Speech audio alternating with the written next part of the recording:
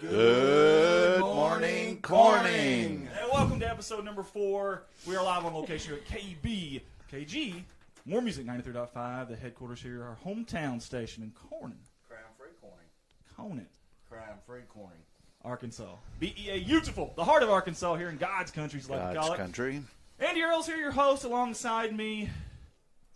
Beautiful bald head of Mr. Bart White. And, new this week, the voice of In my Bobcats. overalls. And he's got the overalls. Yeah. Of course he's got the overalls. We should all wear overalls every week. Hey, see? See? Bart, are you really going to ride your bike up here? Yes. Okay. Now that it's cooler. Where are we going to start at, though? I'm going to start at my house. Okay, I'm going to start at Coach Wall's house. Okay.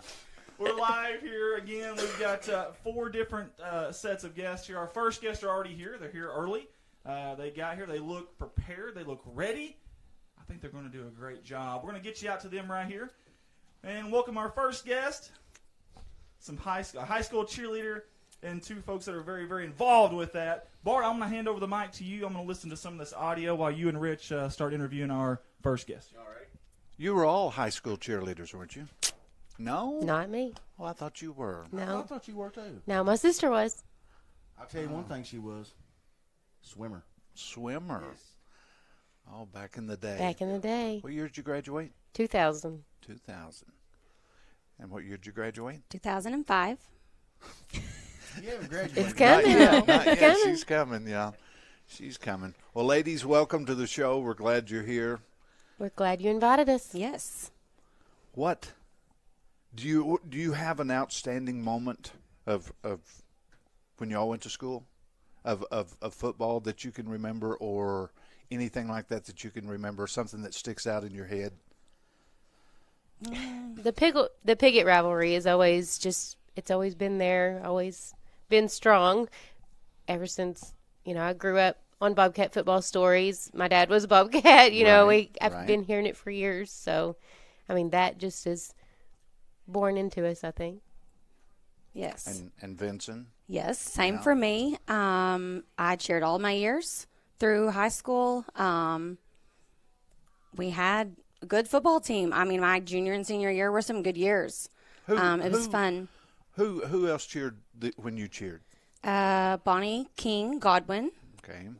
Ashley Catt, Gill, myself, Brittany Jackson, Lisa Bass, Courtney Williams. Okay. Yeah, a big Yep. slew of us. Yeah. Who was So. some of the football players when you were senior on the football team?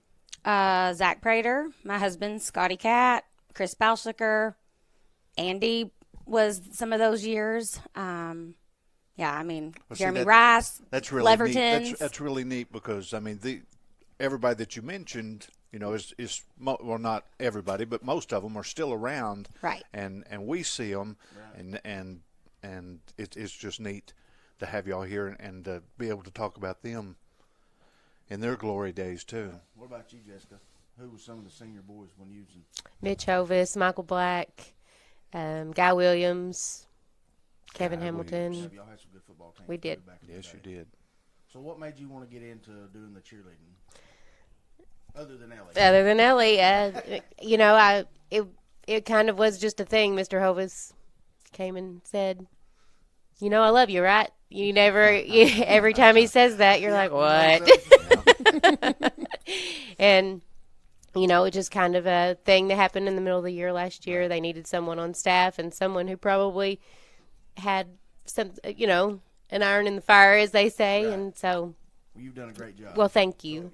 Thank you. And I did announce all y'all last week. on the we football appreciate game. it. We appreciate it. I couldn't do it without her. Hey, it's like this. I've always said, cheerleaders is a sport just like football. Oh, yeah. They work They hard. have a passion for what they're doing, just like these boys have Yes. for football. And the chances of injury are high. Yes. Yes. Right. They just have to have a lot of trust and faith in the girls. In these girls this year than Well, they I have in the hope so. past. I hope so. That was a big thing. I always say, smile, and try to keep them. She's always smiling. And my biggest thing, no. Well, my biggest thing is just have fun, Right. you know? Yes. Well, you know as well as we know that once it's over, It's over. there's no going back. And that's what I try to tell Presley is enjoy these years here Yes. because you can never get them back. Nope. I mean, y'all are getting to go back to the school and do stuff, and I'm getting ready and getting able to do or being able to do stuff here. But Ellie, once you graduate, it's over with. You can never go back, and that's. Go ahead, Andy. I've got a question for Ellie, or Lil Russell is what I'm gonna call her. Lil Russell. Is she hard on you, like during cheer and practice and all that, or is she pretty soft? I mean, is she Depends depends on yeah, what if kind of I'm- mood she's in? what kind of mood I'm in. Amen. You set the tone. Yes. Yeah. Yes. That is awesome. Tell us, for those that don't know, like you said, it really is. I know you guys, y'all put a lot of time into it, a lot of effort into it. What's some things that maybe people wouldn't even think of? What's something that you didn't realize that goes into the cheerleading, and as far as not just out there when it's happening, but maybe even beforehand, that goes into cheerleading that maybe someone else like us wouldn't realize? Well, I can say that Corning, which I'm so proud that they do this, allow those girls to be involved in as many things as they want to be involved in. Amy said it was different for her when she was in Yes. school. You chose Only a cheerleader you or chose a basketball player. and these girls are, I don't know how they manage, or shuffle, tennis, golf, volleyball, cheerleading, basketball. They're doing it all. So working around and those schedules, we are up there on Sundays a lot, just trying to squeeze in a cheer practice so we can be prepared for that week's game. And the cost. I mean, the cost to cheer it's big. And I've tried as a parent on that side of it, knew, what it was costing the girls every year, and tried to lower that for them and reuse. Do you have good shoes? Then let's wash them up and wear them again, and we'll just fill in the holes where we need them over the years. Backpacks that way, things like that. And being a cheer parent, we appreciate it. Well, We I do. knew that side of it, Yeah. from the years of her cheering, and I was like, if I can help it anyway, that's what I wanted to do, Well, that goes back as far as when I was a cheerleader. It was expensive years ago. That the stuff you have to have that it requires for camp, for game days, it's expensive. This is a good segue for this then. Can I don't know how all this is set up. I don't know how donations work for a school district and things of that nature. Can people who want to give to the cheerleaders, can they go to the booster club, or do they go straight to the high school, or can they come to you guys and say, hey, we want to donate some money to you guys to help out with these causes? Is there something that they can do there in that regard?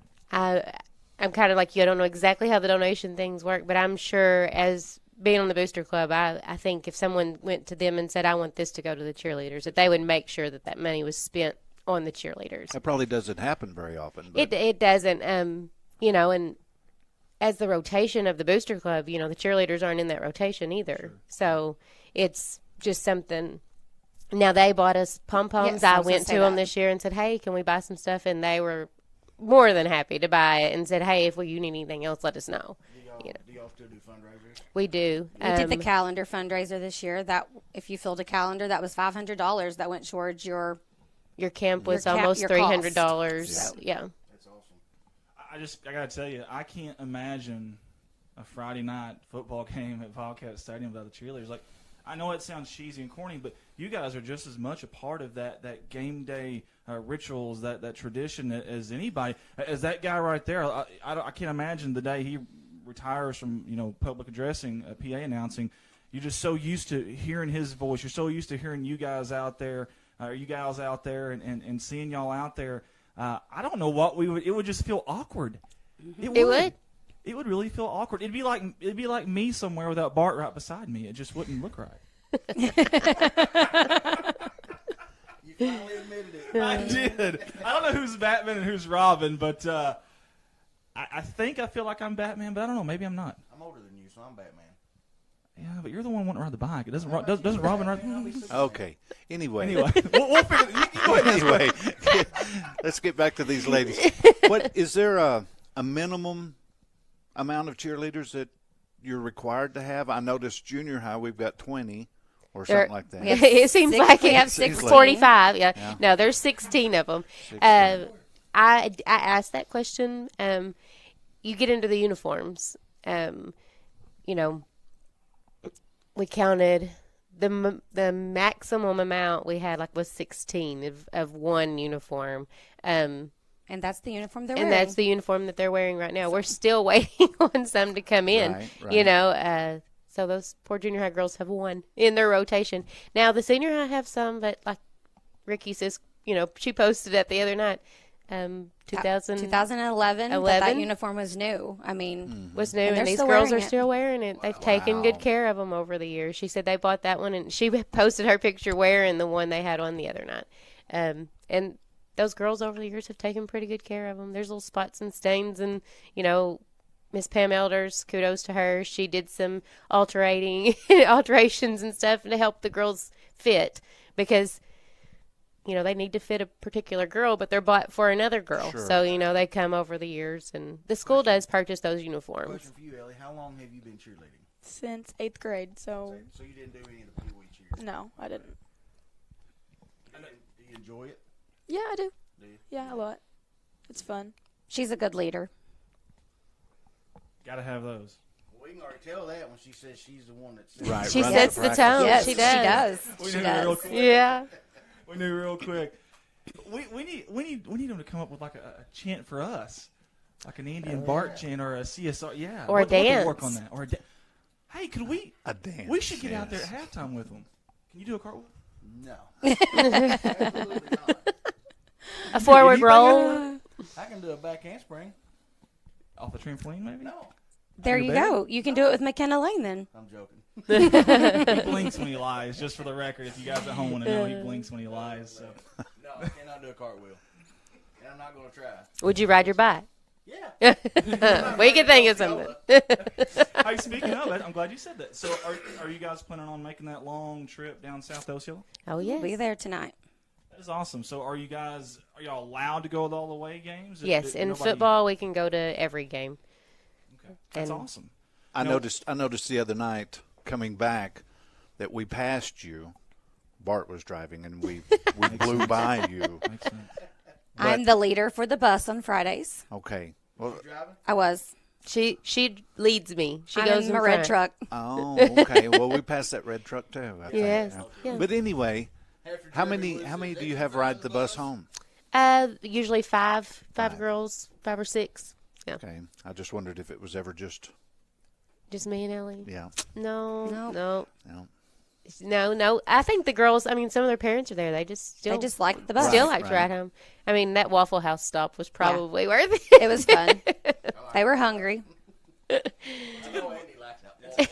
There's nothing I don't like food wise, but that's a good bonding time. too, I'd Absolutely. Yeah. Yes, it is. imagine. Those bus ride homes. I remember several bus rides, and I just sure didn't want to ride home my dad. Once you feed them, they get really quiet.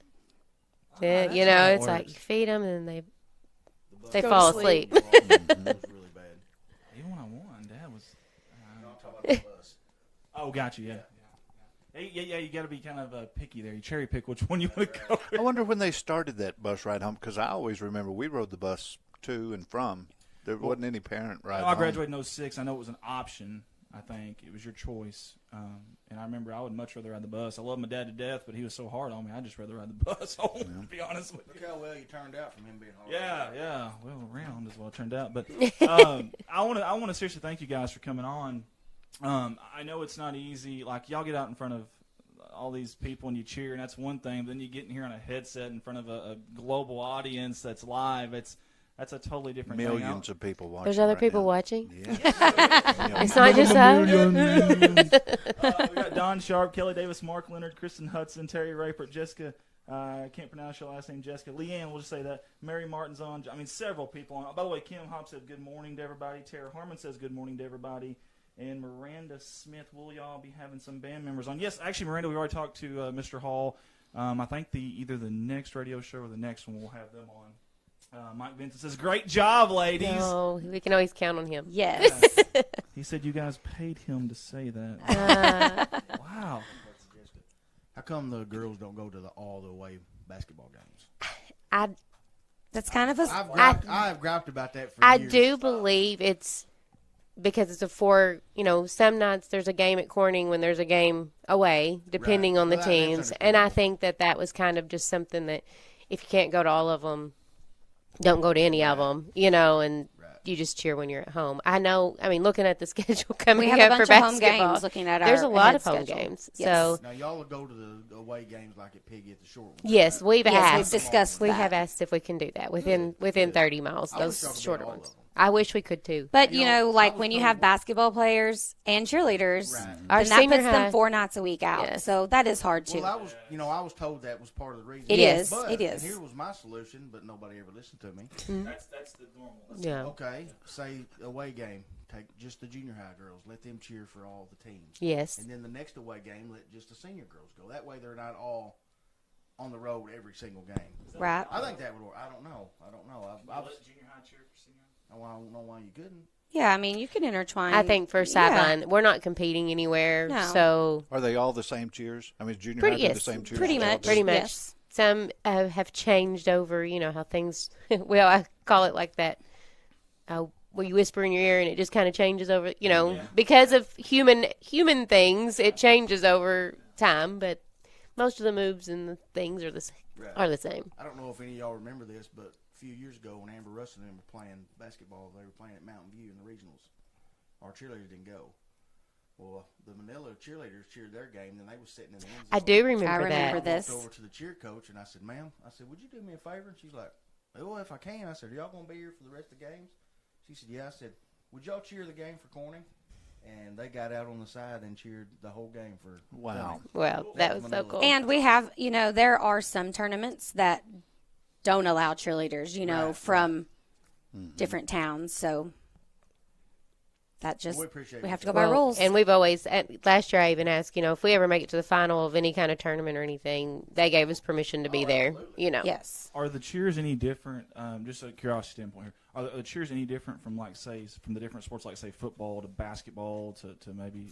There's, Yeah. Most definitely. I mean, when it comes from a football cheer to you're scoring 2 points, Yeah, they From would be 6. mentioning a quarterback in a basketball game. right? Okay. Well, we could sack that quarterback. You're going to go down, down, down the court versus Instead down, of down, field. down the field. Yes. I like that. I like that. Yeah, just some of the words have to change just to make So. it appropriate. Okay. Do y'all ever get out there and really teach them? Do y'all ever do any of the acrobatic stuff or anything? Amy has I our do. emotions down a I lot. do. I'm learning. I cannot. Amy, do you have good No. insurance? Yes, I do. Yeah, I couldn't have done it without her. I said I'm okay with the parenting aspect of it. Like I can make them follow the rules and tell them when it doesn't look very good or to clean up something. But Amy tells them how to fix it. I don't really know how to fix it. Is Amy your successor? Yeah, I hope. Yeah. Because I don't I know know. that you have I a don't- senior. I do have a senior, but I never imagined that I would love these girls the way I love them. Right. Has been a good it would season never, so far. It'll never be an easy. See, I can Say. remember you cheering. Yeah. Yes. I can remember that, and I just wondered, with Yeah, you did with cheer. Ellie graduating, with I Ellie graduated in graduating, 2005. if you were gonna, One of your years. Yes. Sorry, I was. Yes. Yeah, sorry. Yeah, that's right. I Yep. do remember that. Yeah. Did you You've been on the football team, big boy. on the bench? Yeah. That's how she seen me.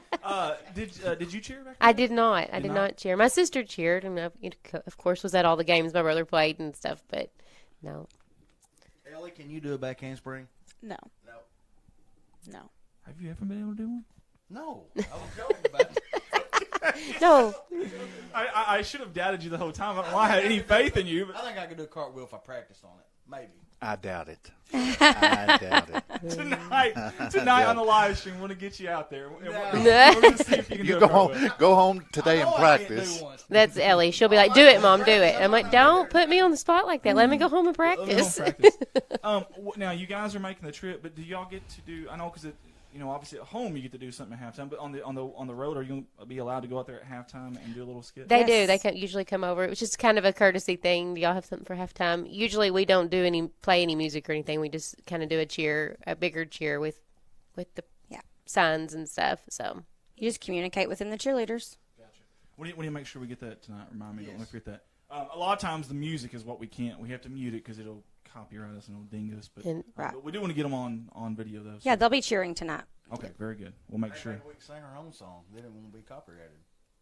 Yeah, Bart. Let's do that for them over the PA system. We Yeah, could that's we not could gonna work. submit the music to y'all. You could practice. Yeah, we can work on that. Now, it's like hip hop music though. It ain't Yeah, like the usually. old country stuff that we're used to. But yeah, you know, it ain't that kind of stuff. I'm It's not a country singer. I'm not a country music guy. I like okay. the music they listen to. I did hear Nelly as he was pulling up today on his radio there, so that does make sense. But what? So during the school week, so say Monday, Tuesday, Wednesday, leading up to obviously the Thursday nights, the Friday nights, is there a certain, you guys may have already asked this, sorry if you did, is there a certain hour during the day that you guys can kind of work on things at school, or is that even? No. We're after school only. Okay. So that's another thing, fitting it in with all their other practices and games and schedules. No, When I There was w- when there I was was a in time. school, it was 7th hour was cheerleading. When you went to thought football, that. That's why I cheerleaders asked did that because you didn't play basketball and cheer. so now that's basketball hour. So that's basketball hour. So we are mandatory Monday practices with our girls after school, 3:30 to 5:30. Is it pretty good attendance for that, even though it is after It's school? mandatory. I like it. Mandatory means mandatory. Mandatory. Or I'm not sassing these two or missing No. practice. I can probably. no. Or there's consequences. There's to miss the consequences if you don't practice. come. Make them run. No, they We just usually- address the situation. Yeah. Sure, absolutely. Yeah. Like losing your shoes game night and Yeah, well, we just quickly Those- borrowed a pair for Those her. girls take care of each other They in do. essence. Like, hey, give me those shoes. That's awesome. When I coached Pee Wee basketball, if they were late for practice, I made them run 5 laps. Around Yeah. the gym. Yeah, Well, one day definitely. this girl come in, her mom said, "I'm the reason she's late." I said, "You run the 5 laps." Oh, wow. She didn't do it. No. It is more Ellie's like, difficult. shut up, Bart. But we made it real clear on the front end, like We did. They knew. And when one's not there, it does. Hey, do y'all play like good cop, bad cop ever? Yes. Okay, who's the good cop? No, wait, let's guess. What do y'all think? I'm gonna say she's probably a good cop. She's Yeah. probably a bad cop. yeah. Think so? Yeah. I think I have to be just. Well, you're the boss. Yes. Yeah. She's the school employee on that. That's right. That's it. I always get painted that picture for sure. But she always says, "Don't make me mad, though." Yeah. I have told a couple girls that. Quiet, but just ticking. Of course, we talked about Mike Vincent. Don Sharp says, "Great job, ladies." Heather Price is on. Don says, "Richie, I saw that. Richie looks good in his overalls." Hey, I had to wait for it to get cool before I started wearing them again. It's been too hot. J.C. Marl, several people on with us. Obviously, I know every Friday night you guys get a little bit of the spotlight during the games, obviously, and then, of course, at basketball halftime. I'm not obviously in the school system, so during, like, pep rallies and stuff, do you guys get an opportunity to do your thing there, too? Is Yes, it like we run the pep rally. Yeah, we're in charge of the pep wow. rallies. I did not know that. Yes. Next Yes. week we'll have a pep rally at Park Elementary On Thursday. at 10:15, and then on Friday we'll have one at the high school at 9. That is so Next cool. week is Next week's homecoming. homecoming. Big week for us. Well, that's good that y'all Yes. go to park and Yes. because usually when the 6th graders become 7th graders and come to they were always lost. They didn't know what to expect at a pep Right. rally. But if y'all go to And before COVID, we were busing the kids over, and it's different. These kids can tolerate a little more than the little ones can. I said, let's break it up and have one that's just for them. And I think they'll how be long- excited. How long can Ellie go without her phone? I noticed she hadn't been on it at all while we've been here. Pretty long. she Pretty can, long? She, Good she deal. go pretty good. I'm so glad we brought this up because I had no idea that you guys ran the pep rallies. That's probably a pretty heavy task, I'd imagine. That was last year coming into it was I had basketball homecoming, and that was the first here you're in charge. I was like, oh, Good luck. Go get them. yes. Those kids they're a hard audience too. You have to Oh, yeah. really. You still have a spirit stick to Yes. win. We have a middle school and a high school spirit stick, so That's cool. that's always fun for the kids to show their spirit. That's awesome. So- So and you said so you go to different campuses now. Did that start with you guys, or did that start maybe before that, or? Yeah, it was before me. They were bussing them over. Yeah, they and would having come a to the high school-wide school, pep K- rally, Oh. kindergartner Yes. through. Yes. Yes. and now Now you only got to go That's Yes. right. I'm excited to go into elementary. Those Yeah. little ones love seeing those big kids. So that'll be Maybe we fun. can give our Pee Wee kids a little spotlight too. Let them be announced or something. That is really cool. I'm glad we said, 'cause I didn't know that. I didn't know that's how it. Obviously, being out of the school system every day, you don't really get to see those things or hear those things. So, And that Pee Wee program, I mean, yes. we have A bunch. six. Yeah, there's a six, lot. 7th graders this year. I had 6. coached them all the way through their Pee Wee years, and they knew what they were doing when they came into this season. It was good to have. that's good that you're. Yes, they had a basis of that. Yes. They were ready to Yes. come in and knew a lot of the cheers. It helped us really get ready in the preseason because they already knew a lot of the cheers. We talked to the Pee Wee football guys last time we were on, and how important they were to football. I mean, that's awesome. Yes. What's the age group that they can start for Pee Wee? Kindergarten. Kindergarten, first and second grade is for flag, and then you have the 3rd through 6th grade, and that's what I had coached the last 3 years. Handed that over to Bree, and became part of junior high and senior high. And they have a list, and they do some of the same moves when you come junior high and senior high. You add a little more touch to it, but for the most part, they're about ready, So it's good to lead them up to that. Well, I'm very proud of what y'all do and the cheerleaders out there because, I'm a cheer dad too now and have been for 2 years. And when she first started out, I said, Presley, that's cheerleading. And don't get me wrong, I mean, it's great, but nobody watches the cheerleaders hardly. They all watch the game. Ellie's shaking her head and everything, It's hard. I mean, if you're not a cheer parent, you go to the football game to watch the football game. Right. And that's no disrespect to y'all. No, Right, no. not at all. And- I but- totally understand that. That's always been like that. Yeah. But it's good to have y'all there. No, Yes, it's- I'm we so need. glad. It's not a want. It's actually not. We have to. It's not a want and need. We have to have you there. I'm sorry, but we got to have you there because it's not the same. It really isn't. And what I love is that, and I always notice it, and every once in a while, our camera guy, we try to teach them to kind of get it, but is that, whether we're up or down 30, you guys are still going hard. You have to stay Yes. positive no matter what. Right. And That's cheer loud. awesome. Yep, and it is hard on the games where they're getting beat pretty badly. It's like Right. just keep cheering, Yeah, and keep smiling. You got mosquitoes, you got the heat, Oh, or it's yes. fall Raining. I weather. remember y'all doing Oh, it yes. in the rain. Yes. Like sweating in the booth tonight. Yes, I need everyone to know that Corning does not Have have the worst mosquitoes. mosquitoes. Cross County has the Cross worst County. mosquitoes. Second half. Oh my goodness, They're on yes. steroids too. I'm Oh pretty my Yes. gosh, they were terrible. sure. I thought I heard a swarm of bees, and I turned around, it was just a big thing of mosquitoes. Yes, I mean EPC was pretty bad last week too. they were. We invented a new, new moves and dances. SWAT. Yeah, Yeah. they just added a few extra slaps and stuff. Are y'all I don't think so. going to be doing competitions We are not. Not this year. this year? And I honestly feel like as long as the girls are involved in as much as they're involved in, Right. that you really cannot dedicate the time that it takes to be ready to go to competition and be able to really compete. Yeah, because you don't just want to show up, obviously. No, You and wanna- not put a lot of time into it. And competition time is in November, and also is basketball right, season. right. I know that. Yes, and so Actually, the first competition, I had an email this morning yes, from when I took Pee Wee and competed last year. There's one coming up in a week or so. Yeah. There's no way we would be prepared for anything like that yet. Not with all the sports. I don't blame you at all there. And you guys already have enough on your plate. it seems Right, like. My right. goodness. I don't know how, and like you said, I mean, when you've got girls that cheer and play basketball and tennis and golf and volleyball golf's now over- too. I mean, volleyball, yeah. I don't know how you juggle all that. That's, I don't know how the girls do it. I really don't. Yeah. I think it And makes then them a for the- better athlete I do too. because they're involved in And all some of of it. the 16-year-olds have started jobs. Yes, Yes. we They work have to around work jobs work around too. job too. schedule. Try to give them enough notice with practices so they can give it to their bosses, and they can work around that too. I think Ellie needs to play basketball this year. Don't put her on the No. spot like that. She's not allowed. We already go from 12 senior high cheerleaders to 6 senior high cheerleaders right. during basketball Can't lose season. another senior leader like that. No way. She's there. Yeah. No. No, that is awesome what you guys are doing and keeping it alive, keeping it going. I know it probably wasn't your choice necessarily to jump into this. No, but some things just happen because for a reason, everything happens for. I believe Absolutely. that. Wasn't in here. I think she said Chad came to her and said, "I love you, right?" Yeah. That's never good. Never a I've good learned sign. That. Yeah. That's not a good start. Never.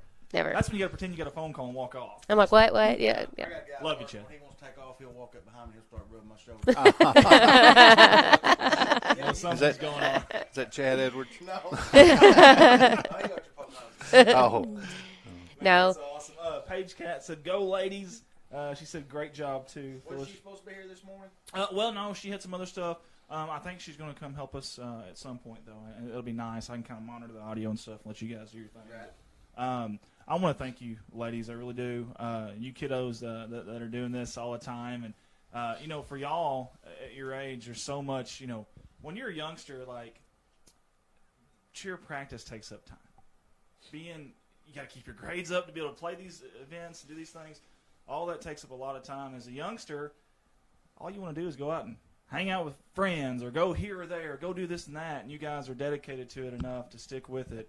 And it sounds like they're making them practice mandatory, which I love, to keep you in there.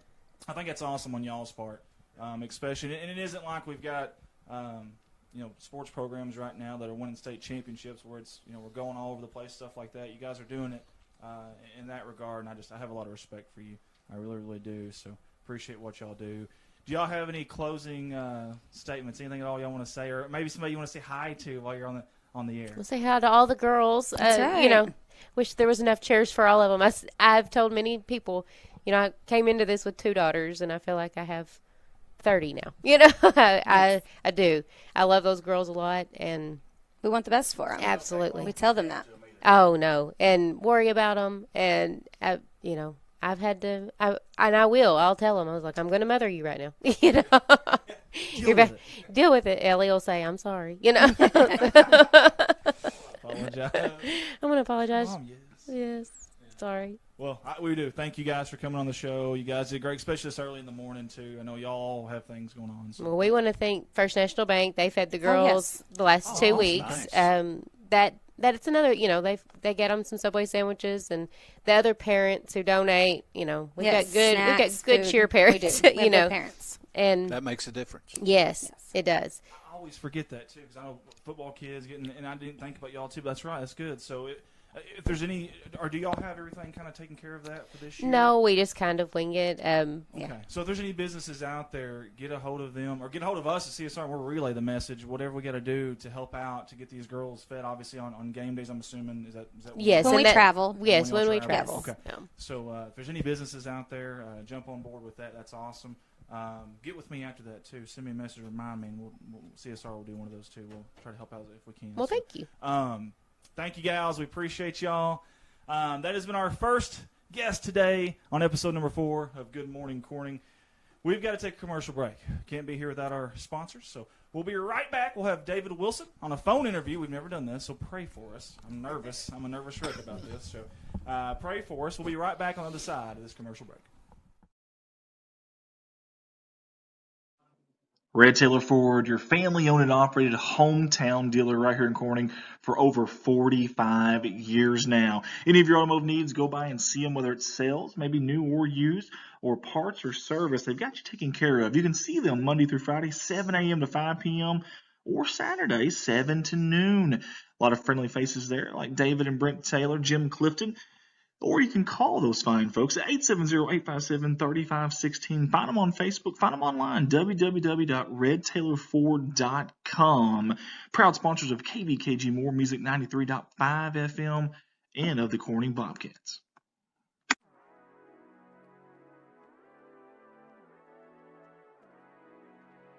KVKG More Music 93.5 FM. Corning's hometown station. That's what you're listening to right now, and we appreciate you for tuning in. Hey guys, if you want to tune in every Friday night during football season, we'll have all the Corning Bobcat football games live on your radio waves right here. Also select basketball games, baseball, and softball games. That's right here, More Music 93.5. Also, we want to say thank you to Jim Atkins, owner-operator at KBKG, for all he does and for allowing us to do this radio show this morning, and Amanda Sutphin for all of her help, and Rob Barnett for all he does as well. Again, KBKG, More Music 93.5, Corning's hometown station. Go Cats, go. You're listening to Good Morning Corning, our new radio station here in our hometown of Corning, Arkansas. Hosted by myself, Andy Earls, and co-hosted by Bart White and Mark Hufford, right here on KBKG, More Music 93.5. Look ahead to more of these radio shows, and your current show will be back on very shortly. Thanks for tuning in.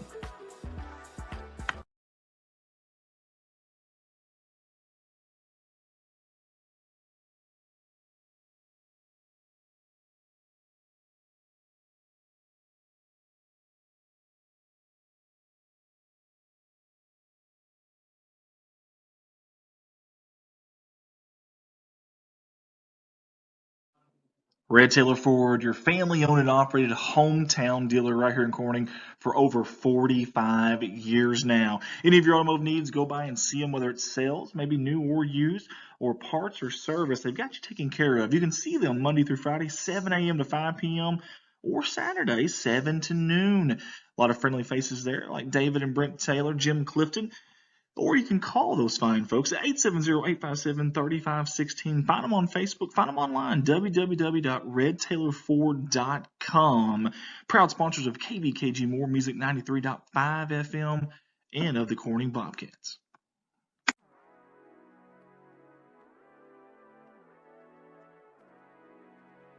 KBKG More Music 93.5 FM. Corning's hometown station. That's what you're listening to right now, and we appreciate you for tuning in. Hey guys, if you want to tune in every Friday night during football season, we'll have all the Corning Bobcat football games live on your radio waves right here. Also select basketball games, baseball, and softball games. That's right here, More Music 93.5. Also, we want to say thank you to Jim Atkins, owner-operator at KBKG, for all he does and for allowing us to do this radio show this morning, and Amanda Sutphin for all of her help, and Rob Barnett for all he does as well. Again, KBKG, More Music 93.5, Corning's hometown station. Go Cats, go. You're listening to Good Morning Corning, our new radio station here in our hometown of Corning, Arkansas, hosted by myself, Andy Earls, and co-hosted by Bart White and Mark Hufford, right here on KBKG, More Music 93.5. Look ahead to more of these radio shows, and your current show will be back on very shortly. Thanks for tuning in.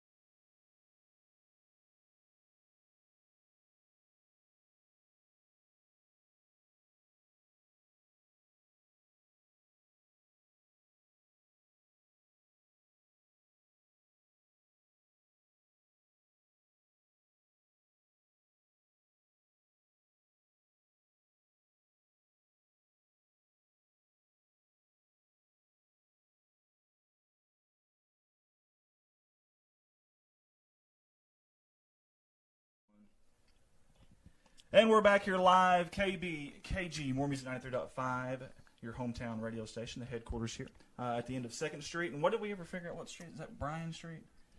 No. It tees off. I don't sure know what street that is. But anyways, on the south end of town here, like I said, just 2nd Street, we can see the railroad tracks from here. I think that's Pearl.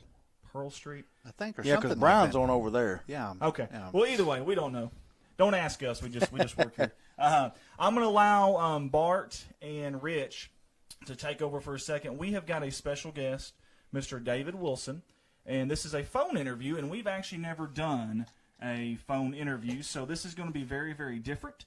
So you guys at home, bear with us here. You guys that are listening on the radio, maybe you're at work, maybe you're at school. You're at Corning School right now listening.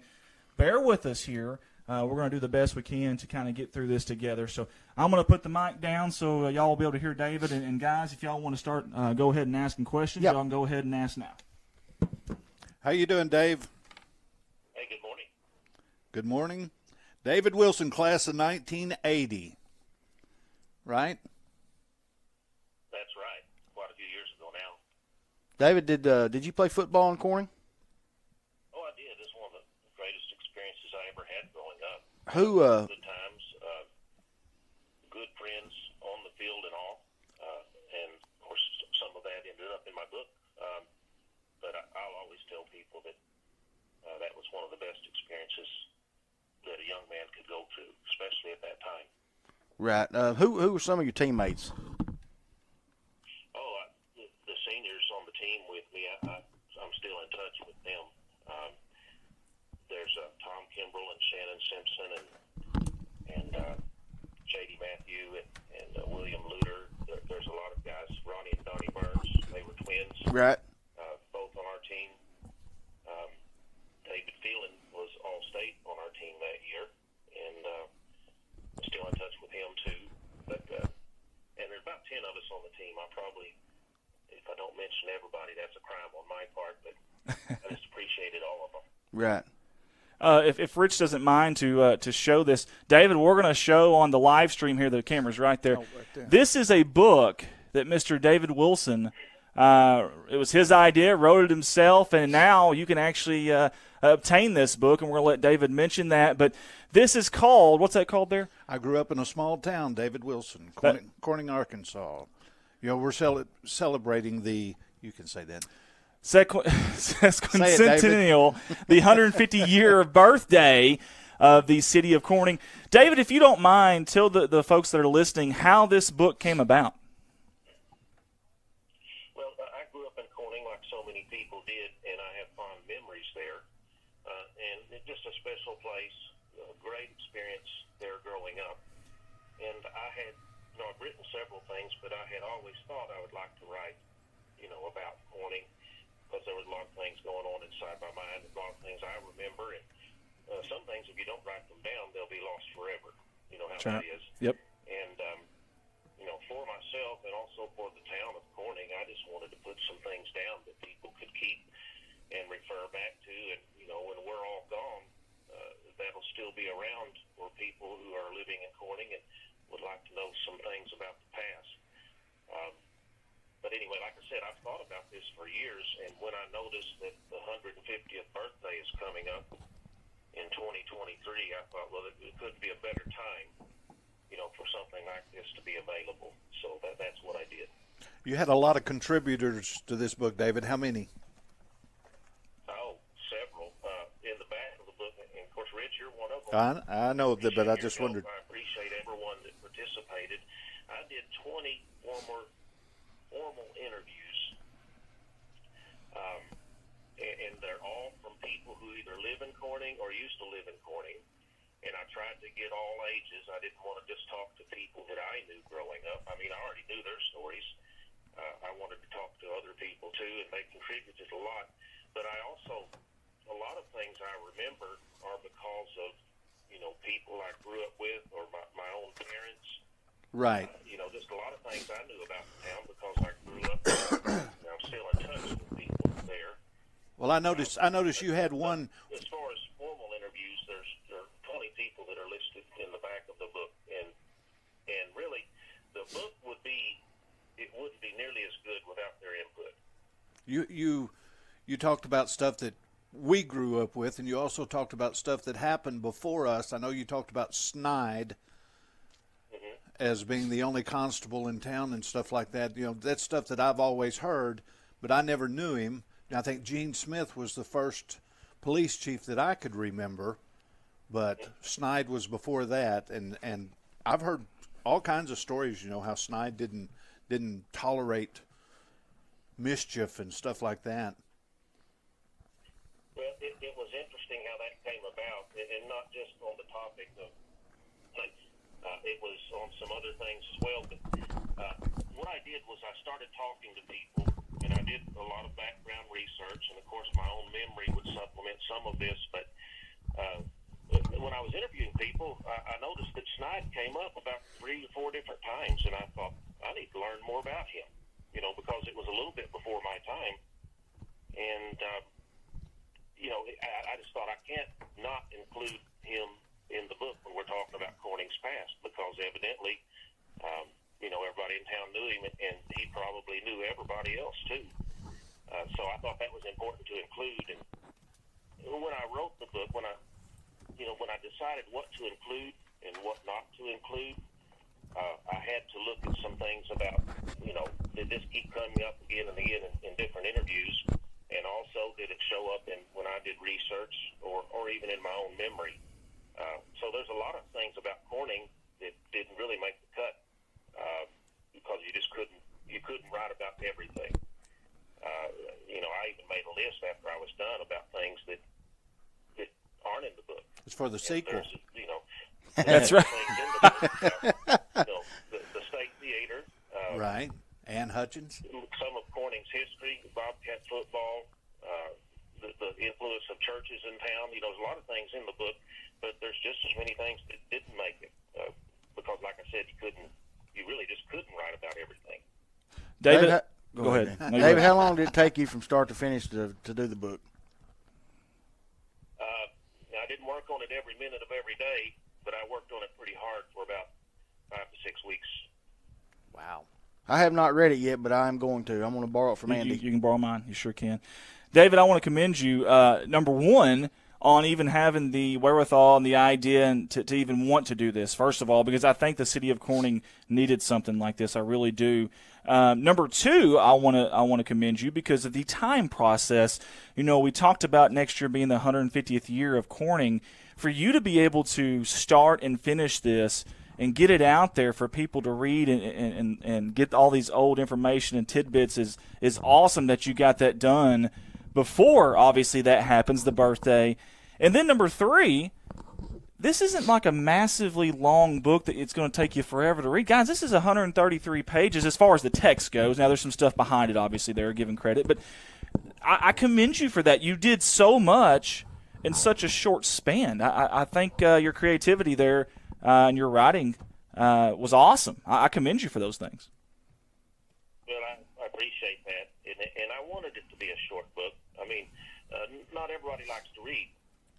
But they're going to be more likely to read a book about Corning if it's about 130 pages instead of 500 pages, Yes, sir. And a book could be done on Corning of at least 500 pages if it's really historically researched. But that wasn't what I set out to do. I wanted to give people a good picture of what the town's all about, along with some good memories, and the people that contributed really helped make that David, become a reality. You've written other books too, haven't you? This isn't your first. What else have you written? I've done newspaper articles for years, and the first one I did was called Learning Every Day. I just had one kind of a sequel to that earlier this year called Learning More Every Day, and it has a variety of topics. And it's kind of interesting. I think Corning's mentioned in those as well, but those books aren't about Corning. They're about a lot of different topics that I experienced and that the country's dealt with over the years. And I did another one called Growing Up with Pro Football, and it was kind of a personal journey about how I watched a lot of games growing up with my dad and with others on TV. So it's kind of an informal history of professional football. But Corning's mentioned in that one, too, because early on I talked about how I learned how to play football on the Southside Playground. And one of the teachers, Miss Exie, a lot of people my age or older will know about her. Or younger. I know Miss Exie. Yeah, I got a paddling from her one time. And we didn't even know how to play. We were just, one guy would have the ball and a bunch of us would tackle him. We didn't even line up or anything. And she showed us, here's how you line up, and each team gets 4 tries, and then the other team's going to get it. I know what you're right. We got to play Bobcat football later, but you could say it started about 2nd grade. That's awesome. That number one, that she even knew that all that stuff about football. She was teaching you guys. That's awesome. But David, if it's okay, I want to read off the table of contents here. If that's okay about your book, I don't want to give away too much. Oh, sure. But for the folks at home, first of all, for if you just tuned in with us and maybe missed the intro to this is the book we're speaking of. You see above us up here in the writing, it says David Wilson. He's the author of this book. He put all this work into this and did a great job, so we want to obviously do everything we can to shed the light on this. But just to give folks at home what they're going to read whenever they purchase this book, and we hope that you do. The first is Small Town USA. I love that you started out with that. I think that's kind of neat. Corning, Arkansas history, work, Corning schools, Highway 67, going to the movies, media in Corning, Bobcat football, 4th of July, which is always very, there's a lot of history there, church, and then reflections. So for the folks at home, that is that book there, I Grew Up in a Small Town. It's your table of contents. David, do us a favor, if you don't mind. Tell the folks at home that might have just tuned in how they can purchase this book or where they can find it at. Okay. Well, the easiest way, probably the quickest way, is just to order it from Amazon. And it's there now. A lot of people in town have already ordered it. We're working to try to get some copies there at the Chamber of Commerce. So, if someone doesn't want to get on Amazon, they could go by there and pick up a copy. Hopefully in the next few days, that'll be a reality.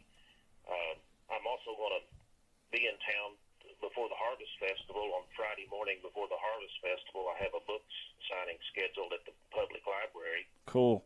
And I'll have some copies then. But awesome. The quickest way for most people would be to order it online, and they'll get it to you.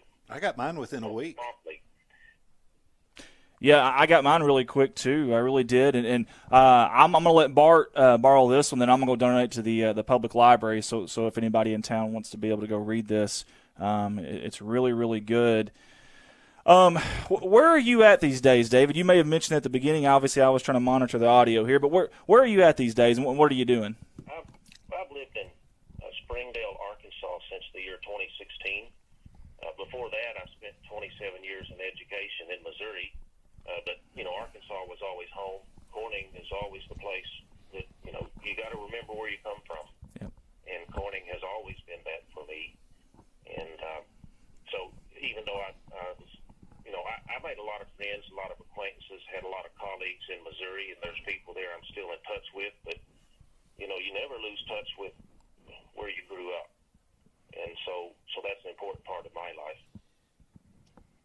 I totally agree. That's very well said. Don Hopkins Jr. says, great read, bought it, read it, great job, David Wilson. That's from Don Hopkins Jr. He definitely enjoyed it. He was a Bobcat teammate of mine, too. He was 1 year behind me, and we had a lot of good times on the football field and all. I appreciate him contributing that. I'd also say that kind of along the same lines, there are people who have given me compliments. They send me a text and say, hey, I just read the book, great, or they contacted me on Facebook. One thing that'll really help, and it'll help all of us, I think, is if you like the book, if you write a review on Amazon, it helps when people are searching for a book to read. As Sure. I understand it, the more reviews you have on Amazon, the more likely it is to show up. And, if people from Corning are searching for this book, they can probably find it pretty easy. But Sure. I think there's a lot of people in Arkansas that might want to read something of a small town history. And so it just helps if we have good reviews and more of them, or even bad reviews. The more reviews you have, the more attention it gets. But one thing that I hope is that more people in more towns would just write something about their town. Because, like I said, a generation or two down the road, and nobody's going to know any of that, unless people take the time to share some things from the past and then write it down in some format. David, any 1980, your senior year, you want to anything you want to relate about your football team? I don't remember. Well, the last year I played was the fall of 79. 79, of course, that's I right. graduated in 1980. 1979 was a neat year, and I did include a lot about that. I tried to cover all of Bobcat history, but you can't do that unless you write a whole book on it. Yeah. And I just had one chapter to do that in. So I wanted to acknowledge everybody that had a part in Bobcat football, but my experience and the one that I was most familiar with was, of course, my senior year. So I include that, or at least focus on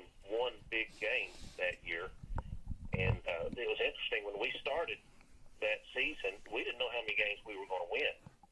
We had no idea. Corning had, the year before, had won 5 games and lost 5 games, which was unusual.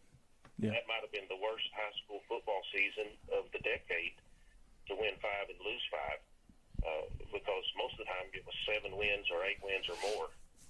And so we started that season not knowing how many games we were going to win, and we didn't, quite frankly, we didn't have the confidence that all Bobcat teams had because of that until we started winning some games. And then, we picked up some momentum, and Coach Campbell and Coach Don Sharp and others did a great job of encouraging us, and when we did the right things, and one win came after another, and then all of a sudden, hey, Corning's going to the playoffs again. So it was an exciting thing. The Highland was supposed to win the district, and if they didn't do it, a lot of these people that are supposed to be experts in such things, they thought that Walnut Ridge was going to be the best team to beat them. Mm-hmm. And they didn't really talk about Corning that year. I mean, if somebody might have picked us to be 3rd in the district, that was the best that they could hope for. And of course, we ended up, beating everybody in the district, and it was just, like I said, one of the greatest experiences that I could have had. And I attribute that to all the teammates who did what the coaches said, and then of course the coaches were telling us exactly what we needed to do on the field. And we just tried. We trusted our coaches. We knew that they knew how to win, so we had to learn ourselves how to win that season, and it worked out well. I like that what you just said. You said that you trusted your coaches because they knew how to win. Y'all had to learn that. I like that. I've never heard it mentioned in such a simple way like that, but it's kind of true when you have belief in the coach and what they've done. Maybe it's their track record. Maybe it's just how they handle themselves. You're right. I like that. That's really interesting. I never heard it mentioned like that in such a simple way. And we also should acknowledge all the people that played before I did in the 70s. Those guys just went out there, and Corning won every week, or it seemed like every week. Sure. And part of it, too, was we thought, we're from Corning. Other guys before us have done this, and we can do this, too. So there was that level of confidence. And we also knew that the guys that graduated were still coming back to watch. They wanted us to win, and that's an interesting I like thing. that. Yeah. I mentioned this in the book. When somebody like me comes to a Corning game now, we're still Bobcats. We still want the team to win just as much as anybody. Amen. And That's right. There's that special thing about Corning too, that the Bobcat family. You might have graduated in 1980, you might have graduated in 2020, but you're on the same team, and everybody wants Corning to win. That's so true, David. I can't tell you how many text messages or Facebook messages or calls I get, on Saturday morning after the Friday night game of the old, every mid-90s, late 2000s, 80s, a few 70s will call me and ask my opinion of the game because they're all still very intertwined. They're still very drenched in it. They love it. And you're right. We're that old cheesy, corny saying, "Once a Bobcat, always a Bobcat." But it's literally true. Yeah, we have a lot of the old players that actually get on comment on Friday night during the games. That's and they're they're rooting for these kids just like we all are. And you're right. And I'm glad that you got some of that in your book too. I really am. I think you did a good job with that, David. And I'll add this too. There's something about high school sports. And I'm an educator. I was a principal and I was a teacher, and I really believe strongly in academics in the classroom and what kids need to do to be successful. But I'll tell you this, and it's true of anybody, you learn something in athletics that you may not learn in any other classroom. Amen. And I'll add to it that I heard an interesting sermon a few years ago about a guy that was a former athlete, or he was a former athlete, and he was the pastor, but he said when you raise children, your job as a parent is to build discipline into their lives. And he said if you can get them involved in sports, that helps. And he said sports isn't for everybody. So if your child isn't playing, some competitive athletics, you have to find some other way for them to be disciplined so they can be successful. You don't have to do it through football. You can do it through other ways. But he basically said it in our country, throughout the history of our country, the only way that young men could learn discipline was either through the military or through organized athletics.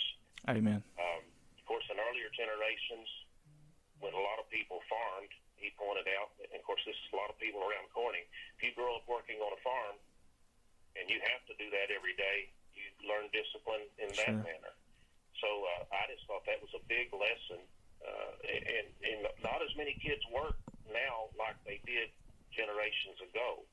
And that's okay, but it's still important for everybody to learn, hey, this is what it takes in order to earn a living or in order to be successful in any endeavor.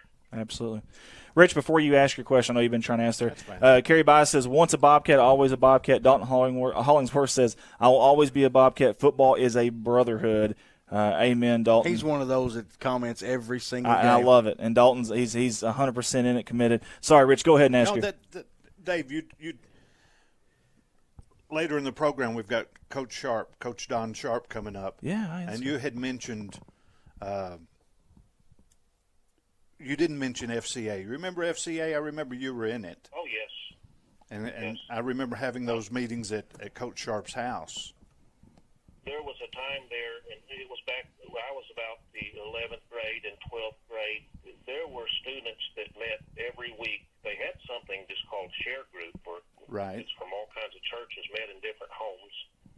And FCA, of course, would meet at Coach Campbell's house or at Coach Don Sharp's house. And it was a special time. It wasn't just that there was nothing to do in Corning. We always had something to do and a place to get together. And part of that is because we had some adults in town who cared enough to open their home up to us. And there were some people, different students went to different churches. But if we went to the share group meeting or to an FCA meeting, then all of a sudden we're kind of learning about what the Bible says together when maybe we didn't do that on Sunday. But we could do that on another night. And it just a special time. I think it helped build a good morale on the athletic teams, but it also just made the experience better at Corning High School. So there was it was just a good community effort, and people were trying to genuinely better their own Christian walk, and all of that played a part in growing up then. We got Don Sharp coming up later. Have you got a Don Sharp memory that you exactly what I was going to ask? Want to relive here? And I know he can't. Well, I mean, it's hard to pick one thing. I remember he always said, "My home's open to you." We'd have maybe a scheduled get together at his house, but do you remember? Somebody like me, if I just showed up and said, "Hey, Coach," and I had a question for him, I wasn't intruding at all. And he kind of lived what he told us. He told us several times, "My home's open. We're always open." And so that was pretty special. And he also had there were several times that there was a Bible study that happened on campus before school started. Oh, wow. And we'd either meet with him or meet in one of the classrooms where he worked. And I remember the first day of school, my senior year. We had talked about this earlier. He said, "We're going to start the year off right. Anybody wants to come?" And the whole classroom was full. And, that's awesome. Before it happened, I said, it was a few days before, I said, "Who's leading this Bible study?" And he said, "You are." And I said, "I am." And he said, "Yeah, when we first talked about it," he said, "You were one there." And so I prepared a few remarks, but it was, Coach Sharp helped orchestrate a lot of things like that.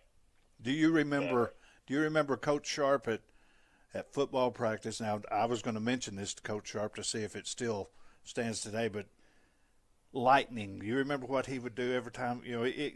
If we were out at football practice and there was lightning in the distance, it could have been 20 miles away. You turned around and Coach Sharp was gone. That must run in the family because Scott was the same way. was lightning that struck on the practice field, and I think this happened more than once. One time it struck the goalpost Oh, wow. where we were practicing, and Coach Sharp, of course, it scared all of us to death. But Coach Sharp really ducked down, and he kind of jogged over to where Coach Campbell was and said, "Do you think we ought to get these guys inside?" And people were kind of laughing about it, but really the only smart thing to do was to get inside. Right. Yeah. We just had lightning hit a goalpost, and we were standing not far from that. That's the one thing they'll stop a football game for, if you ever noticed. Right. You can play in the rain, you can play in snow, you can play in mud, it doesn't matter. But if lightning shows up, they'll shut the game down, and they should. Yes, absolutely. And I remember it shut down a practice at least once in my memory. What are you doing now, Dave? Well, actually, it's interesting. I worked for the university for about 4 years, but I'm not sure what I'm going to do next. I retired out of Missouri, but retirement doesn't mean you stop working. Not in my mind. And someone approached me about running for the Quorum Court here in Washington County, where I live. And this was back in last winter. And they said, the person that holds the seat now said, "You should run for this position." And I said, "Okay, I think I will." So in November, I'm either going to be elected to the Quorum Court in Washington County or not. But it's looking pretty good right now. So I'm Awesome. campaigning. Long story short, I'm campaigning up until election time. Well, you can put a sign in my yard if you need to. That's right. Here in Clay County, it may not do much good, but I'll tell you this, David, I have a lot of respect for that. It seems like since you've retired, you really kind of went into different avenues. You're not just kind of, I don't know, I won't say wasting the life away, but you're really getting out there. You're attacking some things. You're writing books, which is not easy, and obviously going into the politics there too. So I know that can't be easy either. So I commend you for that. And anytime you want to come, you said you're retired, looking for things to do. Anytime you want to come down or come over to good old Corning, Arkansas, you're more than welcome to help us at CSR. Yeah, anytime. come on Friday night. We'll put you up in the booth with us. That's right. Hey, Dave, do you attend very many races? I don't consider myself old yet, but I'm beginning to understand what it's like to get old. And one of my professors told us years ago, there was a lady had a very good attitude, a very good outlook on this. She was about 95 years old, and they were interviewing her about her life. And the person interviewing her said, "What's the craziest thing that you've ever done?" And she said, "Well, I was kind of hoping that I hadn't done it yet." I like that. That's a youthful outlook, I think. Well, hey, Coach Campbell, and Coach Campbell obviously knew him very well. He always say the greatest tragedy in life is what dies inside of a man while he's alive, and that fire for you is still burning in all the different avenues that you've got going. And I know it's we're past our 8:30 limit here, but I want to give you an opportunity, David. We've got our next guest here ready. I know they got classes, so we'll try to get this on as quick as can. But So they can get back to class. Bingo. But David, I do want to give you an opportunity. Is there any closing statements that you would like to make? Well, I wanted to make sure that everybody understood that even though I mentioned things I remember in this book a lot, it's not intended to be about me. It's intended to be about Corning, Arkansas, and really any small town. But I'd also submit to you that it's bigger than that. I think that people should look at books like this and realize that if we don't understand where we came from, we're really missing a lot in life. And so that's kind of a lesson, not just for Corning, but for people who come from anywhere. I just think we need to know about our past. We need to know about what our family did before we came along and how it has an impact today, because it really does. The things that go on in any town right now are that way because of the people who lived there before. So I salute the previous generations, and I really appreciate them. And the younger generations, not to keep talking on and on here, but I would hope that people that are only 12, 13, 14, 15 years old, I would hope that they would have a new appreciation about the town they grow up in, because that's important. And you might hear the educator in me coming out, but that's what I really believe about this. I like that you said that, and I don't want to keep you on too long here, but I wonder if we could get the school district maybe to have their little library. I wonder if we could get some of these books in there. That would be a good idea, I think, to get Yeah, that. absolutely. Talk to anybody about it. I mean, teachers or students or whatever, because I'm not a stranger when I get around students anyway. I spent years working with Sure. students in the high school in Missouri, and guess what? I've noticed that Missouri kids are a whole lot like Arkansas kids. Kids are kids, and they have the same struggles growing up, no matter where you are. And so I always like talking to teachers, and I like talking to students. Well, folks, we want to thank Mr. David Wilson and for him doing this with us. We want to thank him for this book right here that Rich showed you just a second ago. I grew up in a small town. You can find that on Amazon, and we're going to have some other avenues here in the town that you can find it as well. David, thank you, sir, and I hope you have a great day. And he's got a book signing coming up. Absolutely. Thank you, Yep, sir. Thank you very much. That was Mr. David Wilson there, class of 80? 80. 80, okay. 1980. Class of 80 there. And, real quick before we go to commercial break, Dalton Hollingsworth said this is one of my favorite interviews. He enjoyed the Good deal. David Wilson interview there. So, guys, we're going to go to break. When we come back from break, we got a couple of guests here, some special guests that will come on live. You're watching Good Morning Corning live on KBKG. More music, 93.5. Red Taylor Ford, your family-owned and operated hometown dealer right here in Corning for over 45 years now. Any of your automotive needs, go by and see them, whether it's sales, maybe new or used, or parts or service. They've got you taken care of. You can see them Monday through Friday, 7 a.m. to 5 p.m., or Saturday, 7 to noon. A lot of friendly faces there, like David and Brent Taylor, Jim Clifton.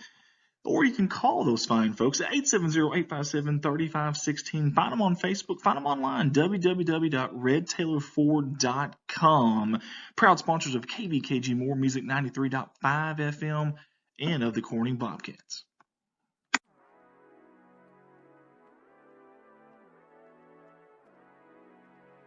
KBKG More Music 93.5 FM. Corning's hometown station. That's what you're listening to right now, and we appreciate you for tuning in. Hey guys, if you want to tune in every Friday night during football season, we'll have all the Corning Bobcat football games live on your radio waves right here. Also select basketball games, baseball, and softball games. That's right here, More Music 93.5. Also, we want to say thank you to Jim Atkins, owner-operator at KBKG, for all he does and for allowing us to do this radio show this morning, and Amanda Sutphin for all of her help, and Rob Barnett for all he does as well. Again, KBKG, More Music 93.5, Corning's hometown station. Go Cats, go. You're listening to Good Morning Corning, our new radio station here in our hometown of Corning, Arkansas, hosted by myself, Andy Earls, and co-hosted by Bart White and Mark Hufford, right here on KBKG, More Music 93.5. Look ahead to more of these radio shows, and your current show will be back on very shortly. Thanks for tuning in.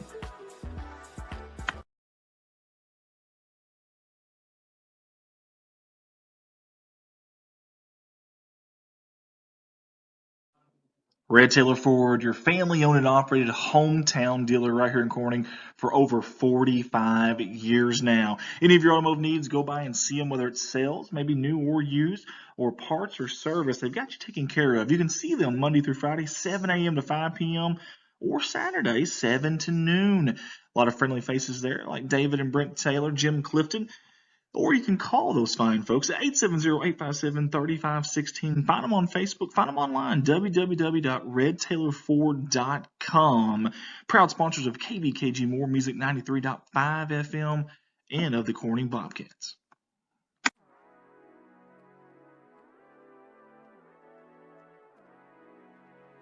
KBKG More Music 93.5 FM. Corning's hometown station. That's what you're listening to right now, and we appreciate you for tuning in. Hey guys, if you want to tune in every Friday night during football season, we'll have all the Corning Bobcat football games live on your radio waves right here. Also select basketball games, baseball, and softball games. That's right here, More Music 93.5. Also, we want to say thank you to Jim Atkins, owner-operator at KBKG, for all he does and for allowing us to do this radio show this morning, and Amanda Sutphin for all of her help, and Rob Barnett for all he does as well. Again, KBKG, More Music 93.5, Corning's hometown station. Go Cats, go. You're listening to Good Morning Corning, our new radio station here in our hometown of Corning, Arkansas, hosted by myself, Andy Earls, and co-hosted by Bart White and Mark Hufford, right here on KBKG, More Music 93.5. Look ahead to more of these radio shows in your current Red Taylor Ford, your family-owned and operated hometown dealer right here in Corning for over 45 years now. Any of your automotive needs, go by and see them, whether it's sales, maybe new or used, or parts or service. They've got you taken care of. You can see them Monday through Friday, 7 a.m. to 5 p.m., or Saturday, 7 to noon. A lot of friendly faces there, like David and Brent Taylor, Jim Clifton. Or you can call those fine folks at 870-857-3516. Find them on Facebook. Find them online, www.redtaylorford.com. Proud sponsors of KBKG More Music 93.5 FM and of the Corning Bobcats.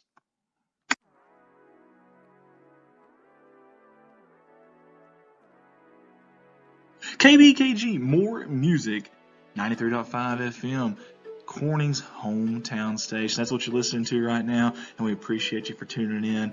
Hey guys, if you want to tune in every Friday night during football season, we'll have all the Corning Bobcat football games live on your radio waves right here.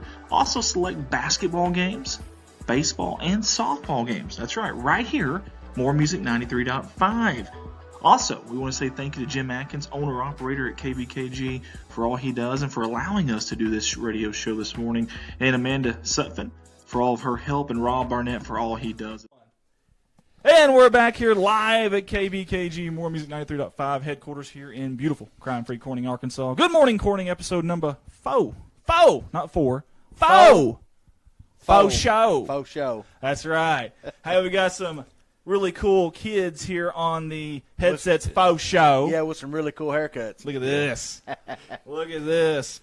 We appreciate these young men for jumping on board with us here live. We're going to give them an opportunity one at a time here to introduce themselves. For those that maybe don't know that's watching, who they are, where they go to school, at what grade, some hobbies, things of that nature. If you guys want to go ahead.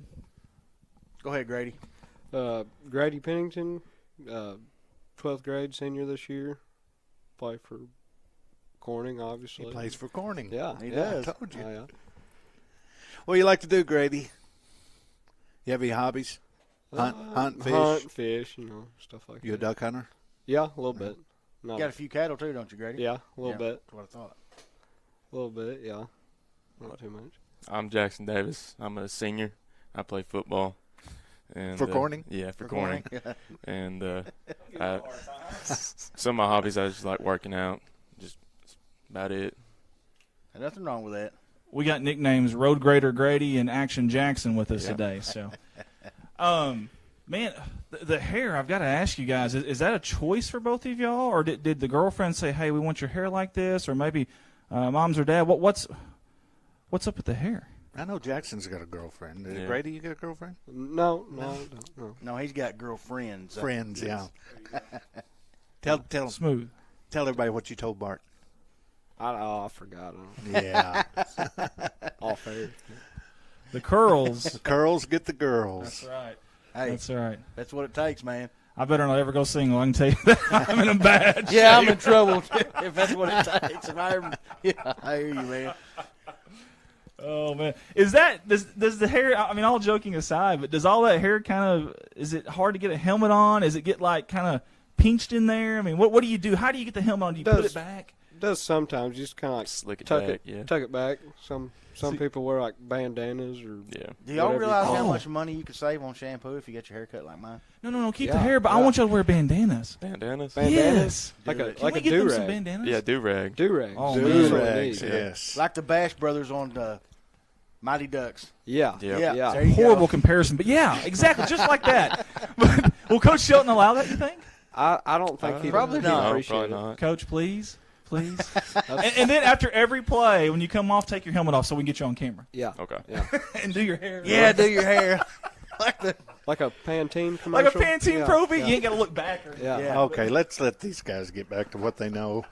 My first question I got for you. Yes. What's it like coming from a big school at Cabot playing football to a small town in Corning? Well, Cabot was more coach-driven, and you come here and it's more player-driven. So, like, the workouts are on the players. If you don't show up, then the coaches, they just they mark it down, and as the players, you just kind of hold yourself accountable. Right. But like Cabot, it's all coach driven. You just get replaced, and so you just get down in the tree, I guess. So Do you feel like it's easier to bond with other players I here do. versus there? yeah, because there's so many kids there. Right. Like, I mean, there's 23 kids, 24 kids here, and at Cabot there's about 150. Right. And so you had So there was probably kids you never even spoke yeah, to. yeah. Really? Wow. Do you like it better here versus Yes, Cabot? I love it. Good. Mm. Good. We're glad to have you here, man. Thank you. Yes, we are. Obviously, you had a little bit of a position change when you initially came here, and now were you happy about that, or do you kind of miss being on that line? It does. I like playing anything on the football. I mean, it's fun. I mean, wherever you put me, I'll play as hard as I can. So it really wasn't that big of a change for me.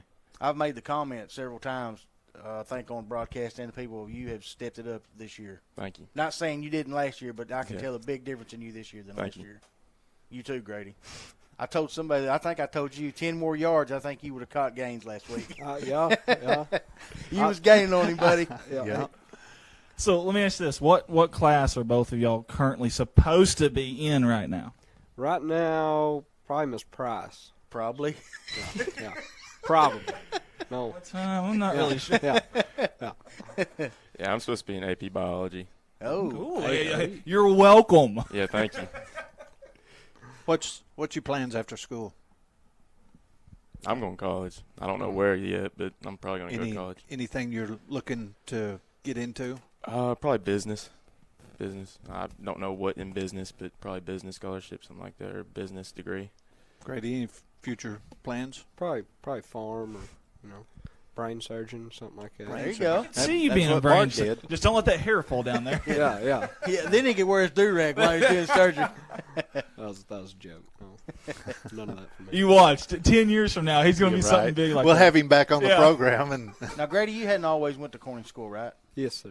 Where did you? I went to Donovan, and I moved here in 5th grade. Okay, So, started 5th grade. I Right. started coming here. gotcha. So Did these you are play? both Did you play Pee Wee football here? I did after I moved here. I played Pee Wee there, too. but, Okay. Yeah. Okay. who's your Pee Wee coach? Here, I'm not sure. I think it was kidding. I don't remember. I didn't know if you He could didn't get remember. yelled at very much. He must have been a good player. He yeah. must have Well, been. if you don't play, I thought you he was don't going to get say yelled probably at, so and so. That was pretty sweet. That's awesome. So both of you guys obviously didn't even necessarily grow up in the system. You've been elsewhere and you came back. That's awesome for you. What years were you at Donovan? I started out there kindergarten, so 2010 to whenever I was in 4th grade, came here. So I'm not exactly sure. But, Okay. But you've been here obviously through your high school years. yeah, so. yeah, Okay. all through high school. I was going to have you compare the Donovan program to here, but obviously you've been here this whole time, so that wouldn't Yeah, be necessary. So, what is it like for both of y'all? I want to hear both of y'all's answers to this. What's it like playing under Coach Hilton? It's good. I mean, I like it, but I don't know. You ever get in trouble? Oh yeah, Yeah, oh all the yeah, time. all the time, Yeah. That's good. all the time. It's our fault, but you know. Yeah. Of course. Yeah. But it's good. He likes to joke, and he's a good coach, real good. Tell us something for folks that aren't so intertwined in the program about Coach Shelton that we may not know. Maybe something, if it's a little niche or something, or style of music he likes or something. Maybe something that people wouldn't know that players are going to know. Whatever you tell us, it'll just be between us. Yeah, not the whole global Yeah. audience right now that's live watching. Yeah, Don't worry about that. Yeah, we're not live right now. He loves some AC/DC. Hills Bills. Nice. Oh, Heck yeah. You know. Hey, I wonder if we could get the band to have like a big bell up there and they could just doom. Yeah. Oh yeah. That'd be awesome. You start playing that song, he gets in a better mood. Yeah. Sometimes you can kind of, start playing that in practice or something. We're like, yeah, I like this song. Yeah. Yeah. Then all of a sudden you ain't going to run as much. Yeah. Yeah. Yeah. Yeah. David Hall, if you're listening, if you can play the guitar, we need a. That's what we need. We need that on. Why do we need a guitar when you do that with your mouth? I'll just do it on the microphone. That's exactly what we're going to do. So he's a big AC/DC fan. See, I never knew that. Yeah. Yeah. Yep. I mean, Grady, are you the fastest one on the line? on the line, yeah. I mean, No, you got Timothy Hufford. Tim Hufford. Yeah. He runs a 4.3. Yep. I believe every Well, bit he of it. needs to be in the backfield. I believe every Yeah. bit of it. No, honestly, I brought that up a while ago. I was impressed. I didn't realize you was as fast as you are. Well, the hustle is what I was impressed. That was really Because, seriously. like I said, 10 more yards, I think he would have caught him. No, I guarantee you, there's a little bit better angle. I mean, Should have yeah. went ahead and just tackled him down there by the field house or whatever that building Yeah, was. yeah. Tackled him in the end zone. There you go. There you go. You should have. So, Action Jackson, are you saying that Road Grader here is faster than you are? 100%. Yes, 100%. Oh, yeah. No argument. yeah, no. No argument at all. So he's got the wheels. Mm. Who can bench more? Me. Grady, obviously. Obviously. Yeah. Come on. So tell us about tonight. What do we expect from Osceola? What do you expect from Osceola? What have you been told? I mean, what you have watched game film and stuff. What do you think? Definitely on offense. I think we're just going to stick to running the ball down the middle. We're not going to spread it out. And defensively, I think they're going to try to air out the ball. And I think our defensive line is going to, because the weak point in their Osceola offense is the offensive line. I think our defensive line is going to get back there. Would they have it figured up to like 65 or 75% passing? I think it was 80% passing. Okay. Yeah. I think Really? you mentioned the pass blocking in one of our group texts this week. Yeah, just watching a little film. Just listen. Everyone has weaknesses. We're not downgrading. They're obviously a very athletic team, very well coached. They've had an extremely hard schedule, but I think they're right. Some of the film that we watched, obviously, every team has a little bit of a weak point, and maybe that is the weak point there. Real quick before we continue the questions here, Mark Hufford said both these boys have been working hard this year on the field, and it shows. Keep pushing, guys. Absolutely. Love to see that. That's awesome. And I agree. Obviously, you guys being, seniors, you want to be leaders on and off the field. And you mentioned, I'm glad you said it, that it's more player-driven, all these workouts and stuff. Obviously, I'm assuming you guys are in there as much as you can, being seniors. That's big. These younger guys need that. Yeah, and I think y'all work out a lot at your house, don't you? Yes, sir. Yep. That's awesome. I want to commend you guys for that because you're paving the road, whether you realize it or not. You may not think it's a big deal, but you guys, the commitment that you're putting into it right now for these younger guys, these juniors, these sophomores, even the kids below that, that's big stuff. And I have seen gains in a lot of y'all. And you can say, well, how do you know that, dude? I can just tell. I can look at you from last year, even on film. I'm not just saying like out there in the field looking at you guys. I mean, even on film you can see it. I mean, I didn't know who Isaiah Hollowell was. I thought we had a move in. Hey, he had some really key plays the other night. Yeah, this guy's about to bust out of his coat jacket here. That has to be a 3X to even get his arms in it. He borrowed that from me. Is that what it was? Yeah. Okay. Yeah. You fill it out good, don't you, Mark? But seriously, you guys have made some. I can tell y'all put some time in. Was that something going to the off season that was a big emphasis for you guys? Yes, it was. I mean, you didn't slack off last summer. You worked. Yes, sir. You're looking forward to your senior year, so you worked. You want this to be the best it can be. Yes, sir. Because when it's over, it's over. Mm-hmm. You've got to do it now. And I'm proud of you. Yep, me too. I am too. I want to ask you guys real quick. We ask everybody, so and y'all may have introed with that. I don't know, but what is y'all's most memorable moment since y'all been at Corning High School? I'm gonna ask both of y'all. I know the answer before they even say it. Go ahead. You have at it? Probably the Rice Bowl. Yeah. And who did we beat? Bigot. Yeah. We don't even call them Piggott, that team out east or whatever. We don't even call them Piggott anymore. Across the tracks. Yeah. Cross Rayleigh's. We're gonna beat them again this year. Yeah, probably. Yeah. I like that. Grady, what's yours? Probably Rice Bowl last year. Yeah, it was. Dude, that was one of the most exciting football games in college, pro, high school that I've ever witnessed. And you can go back and watch it on CSR and see me and Andy were going crazy up in the booth. You don't have to see, you can hear it, but that was a fun night. It was. I'm gonna tell you something. That was. You guys may not think this, but years from now, I'm still gonna remember that game. Not because people think, why do you remember that game so much? And not because it broke the streak or whatever they had going. It's just the physicality of it. Yeah, it was a good ball game. I would have much rather seen a 7-0 win than a 45-38 win. I mean, the way y'all beat them, the way y'all just dismantled their offense, that was something I'll never I'm forget. getting chill bumps, man. Look at that. Me too. Look at that. Seriously, I'll never forget that game. And you guys get chill bumps? You guys are a huge part of it. You don't get those with overalls. So. No, the chill bumps aren't allowed if you wear overalls. But seriously, that was a big, big deal to the community. I can't tell you how many people reached out to us. I don't know why they reach out to us. I guess we're their venting platform at CSR. I don't know. But everyone always messages us. And, man, at that Pickett game, I bet we got 50 different messages. I'm not kidding. Yeah. Man, everyone was pumped up. And Man, I've rewatched that game just about as many times as I've watched Varsity Blues. I give it a 10. A 10. A flipping 10. Yeah. So that's awesome. I know for y'all, obviously, that's an important moment. That's for us. That's an important moment too. And For the town, it's an important moment. Yeah. we want to Sure keep that was. trophy, by the way. Yes, Oh yeah. absolutely. Putting you two in charge of that operation. Okay, we want to keep Yeah. that trophy. Next year, who's going to step up on the team? I think Hayden Cox will. I think he is putting in the work. I think he's what we say, a dog. Yeah. I think he's a dog. He's got that dog in him. Yep. He does. He definitely does.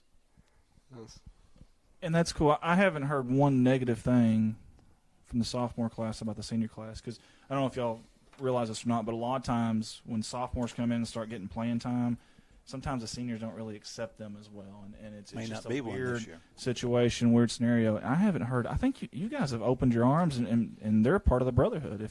But we all get along, and that's a good thing to have out there. But nobody really gets into it or anything like that. No petty, anybody mad at each other. Right. That's good. Good environment. That's awesome. When That you're really that is. close with your team, it just makes it that much better to play with them. Yeah. I mean, absolutely. You know guys, they got your back, and you got their back. bingo. You guys obviously were on the field last week, and obviously the injury situation. What was that like for you guys going through that? Obviously, being a teammate of his and out there battling, and then all of a sudden everything stops like that. What was that like for y'all? It was scary to see, just being out there, and obviously you don't want anybody to get hurt, and you see somebody laid out cold, and it's not a good thing to see. But Right. he's doing good, and he's going to come back. And We were getting messages. I know Chris Cox. He's like, man, he's mad. He wants to play. Like, yeah. I'm like, whew. Because when he messaged me, I'm like, oh no, please be good, please, please. And gosh, yeah, he's just mad. He wants to go out and play. He's upset. He's got to sit here in this hospital or whatever in his house for however many hours. So Do they know how many weeks he's going to have to sit out? I'm not sure. Is he on I protocol believe- yet? I don't know. They know the protocol's details. 5 days, from my understanding. And the last I heard, they were going to. Of course, they'd already reevaluated him. I'd written that down for us to mention, by the way, for you guys tonight.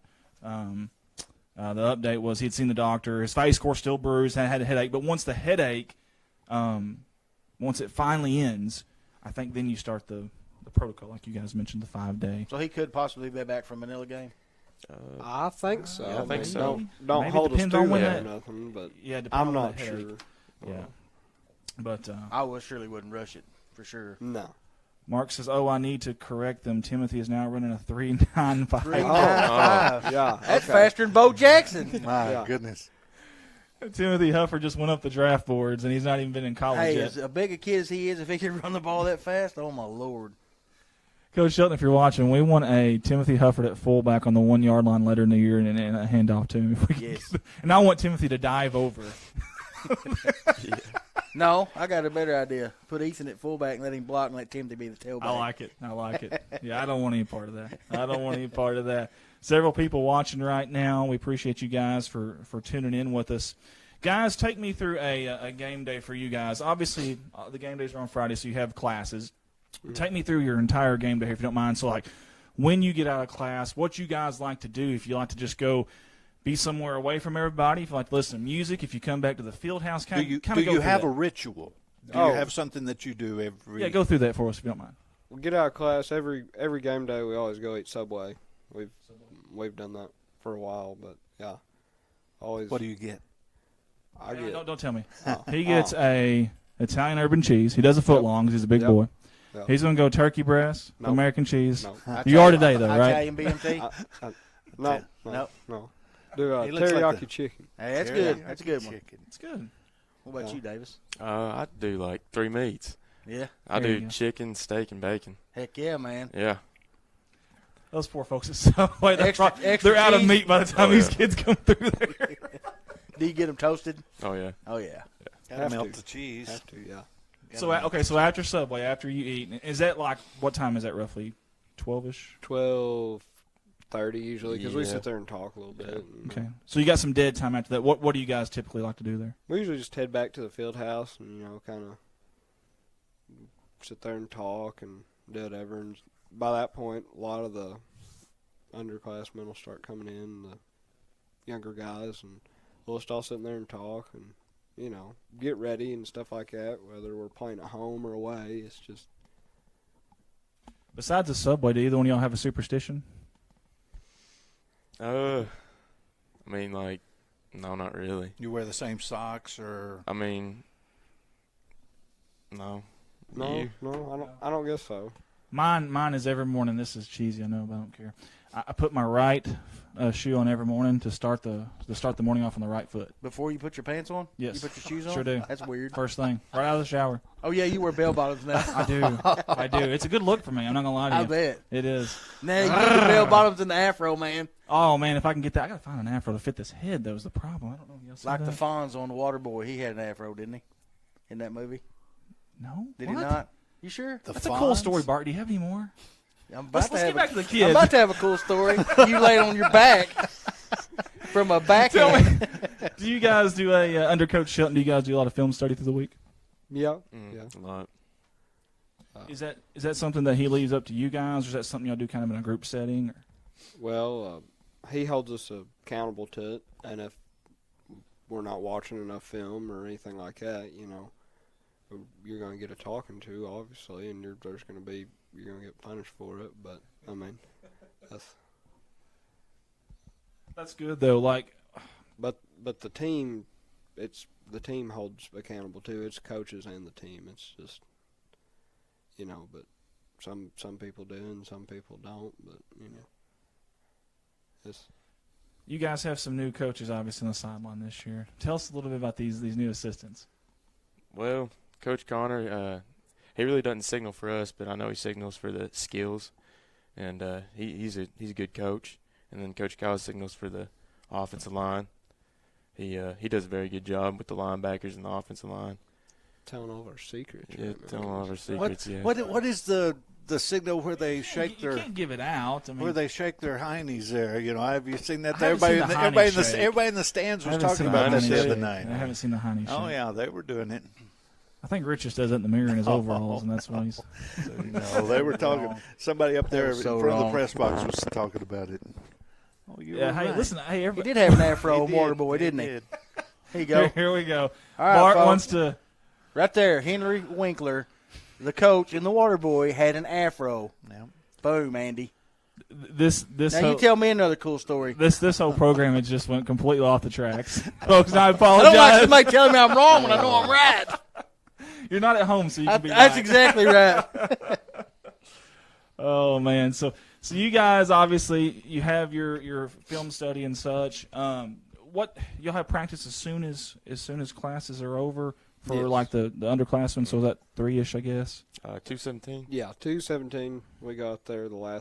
Everybody's last period is football if you're in football, and we all go out there and then we practice that evening, and And how many days of pads do y'all practice? It depends. This week, if it's too hot or something like that, you can't be out there in pads. But Yeah. if the weather's good enough, and we'll be in pads as much as we can until Thursday, and then kind of try to take it easier on Thursday. That way, Boy, it was hot Tuesday and Wednesday, wasn't it? yeah, Man. yeah. We weren't in pads Tuesday or Wednesday. We were in pads Wednesday. Yeah, Wednesday. But yeah, Gonna be cooler tonight. yeah, it's gonna be nice. A lot Yeah. cooler. It's Thank gonna be goodness. nice. yeah. Yeah. What do you guys? And I heard it was the players' decision, so I assume you probably like it. What do you guys think about the new dressing up on game days? I like it. I like it. Yeah, I think it looks good. And Grady looked like a movie star. I'm telling you, I thought for a second he was. I was going to get his autograph when he came through the door. It looked like Dean Martin, Jerry Lee Lewis. I mean, this is a really nice duo here. I was thinking Ryan Phillippe. Felipe? Whatever. You're not wrong, Bart. You're right. Don't worry about it. You know who I was talking about.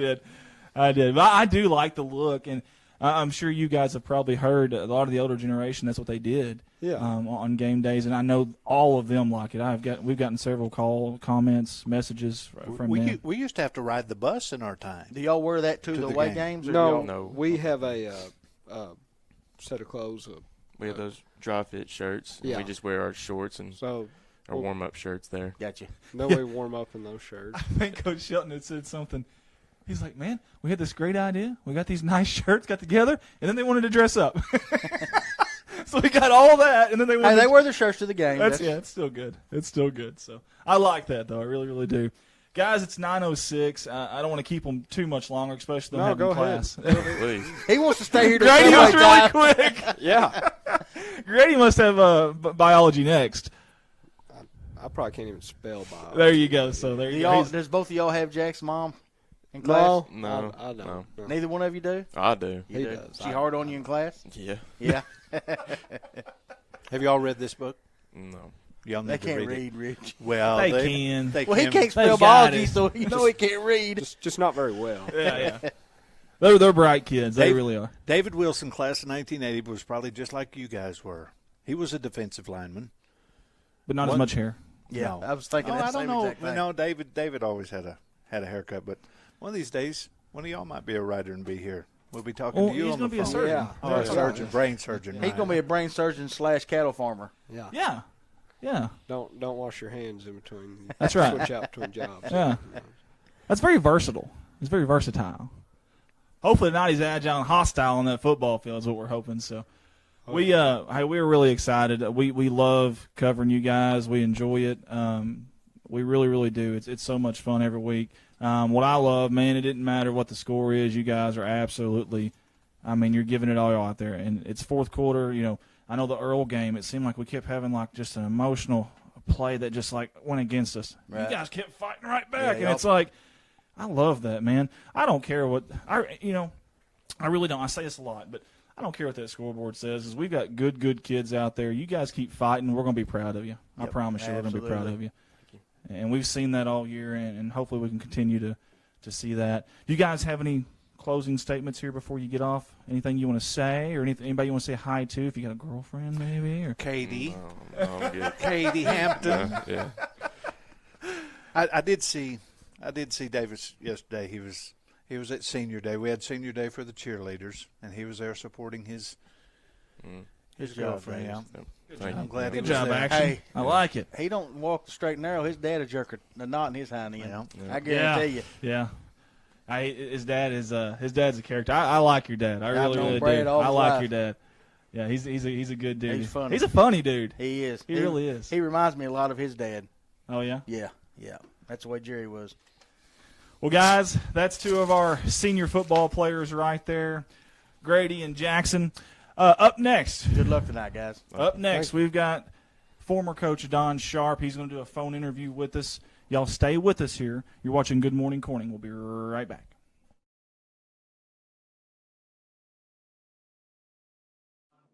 Red Taylor Ford, your family-owned and operated hometown dealer right here in Corning for over 45 years now. Any of your automotive needs, go by and see them, whether it's sales, maybe new or used, or parts or service. They've got you taken care of. You can see them Monday through Friday, 7 a.m. to 5 p.m., or Saturday, 7 to noon. A lot of friendly faces there, like David and Brent Taylor, Jim Clifton.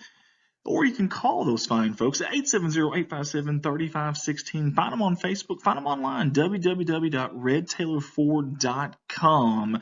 Proud sponsors of KBKG More Music 93.5 FM and of the Corning Bobcats.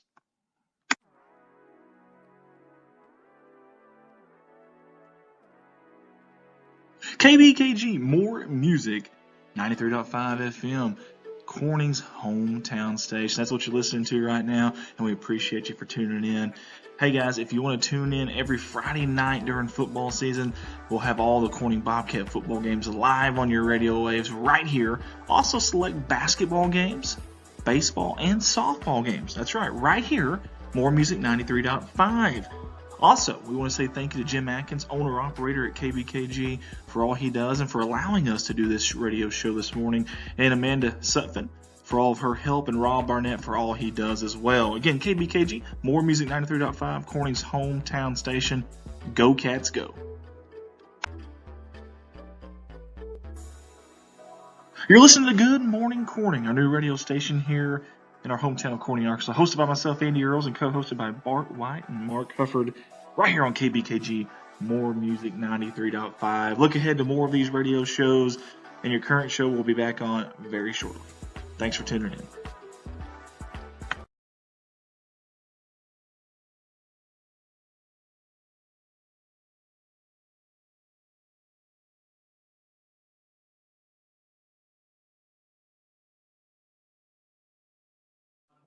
Red Taylor Ford, your family-owned and operated hometown dealer right here in Corning for over 45 years now. Any of your automotive needs, go by and see them, whether it's sales, maybe new or used, or parts or service. They've got you taken care of. You can see them Monday through Friday, 7 a.m. to 5 p.m., or Saturday, 7 to noon. A lot of friendly faces there, like David and Brent Taylor, Jim Clifton. Or you can call those fine folks at 870-857-3516. Find them on Facebook. Find them online, www.redtailorford.com. Proud sponsors of KBKG More Music 93.5 FM and of the Corning Bobcats.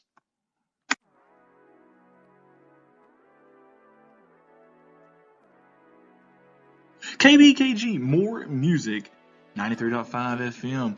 Corning's hometown station. That's what you're listening to right now, and we appreciate you for tuning in. Hey guys, if you want to tune in every Friday night during football season, we'll have all the Corning Bobcat football games live on your radio waves right here. Also select basketball games, baseball, and softball games. That's right here, More Music 93.5. Also, we want to say thank you to Jim Atkins, owner-operator at KBKG, for all he does and for allowing us to do this radio show this morning, and Amanda Sutphin for all of her help, and Rob Barnett for all he does as well. Again, KBKG, More Music 93.5, Corning's hometown station. Go Cats, go. You're listening to Good Morning Corning, our new radio station here in our hometown of Corning, Arkansas, hosted by myself, Andy Earls, and co-hosted by Bart White and Mark Hufford. Red Taylor Ford, your family-owned and operated hometown dealer right here in Corning for over 45 years now. Any of your automotive needs, go by and see them, whether it's sales, maybe new or used, or parts or service. They've got you taken care of. You can see them Monday through Friday, 7 a.m. to 5 p.m., or Saturday, 7 to noon. A lot of friendly faces there, like David and Brent Taylor, Jim Clifton. Or you can call those fine folks at 870-857-3516. Find them on Facebook. Find them online, www.redtailorford.com. Proud sponsors of KBKG More Music 93.5 FM and of the Corning Bobcats.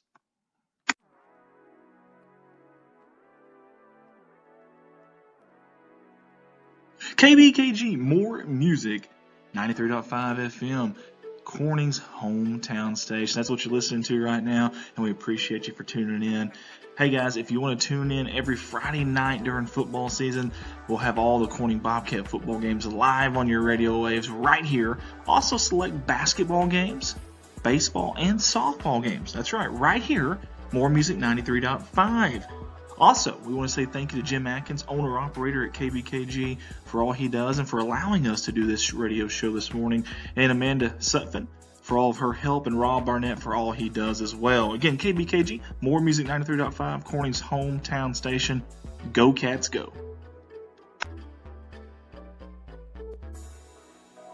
You're listening to Good Morning Corning, our new radio station here in our hometown of Corning, Arkansas, hosted by myself, Andy Earls, and co-hosted by Bart White and Mark Hufford.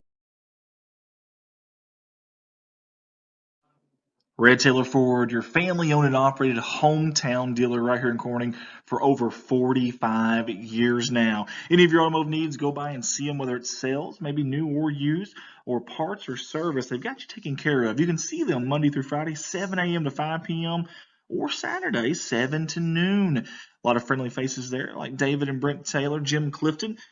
Or you can call those fine folks at 870-857-3516. Find them on Facebook. Find them online, www.redtailorford.com. Proud sponsors of KBKG More Music 93.5 FM and of the Corning Bobcats.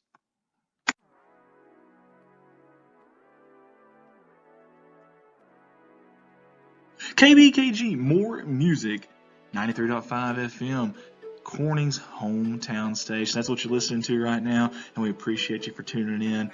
Hey guys, if you want to tune in every Friday night during football season, we'll have all the Corning Bobcat football.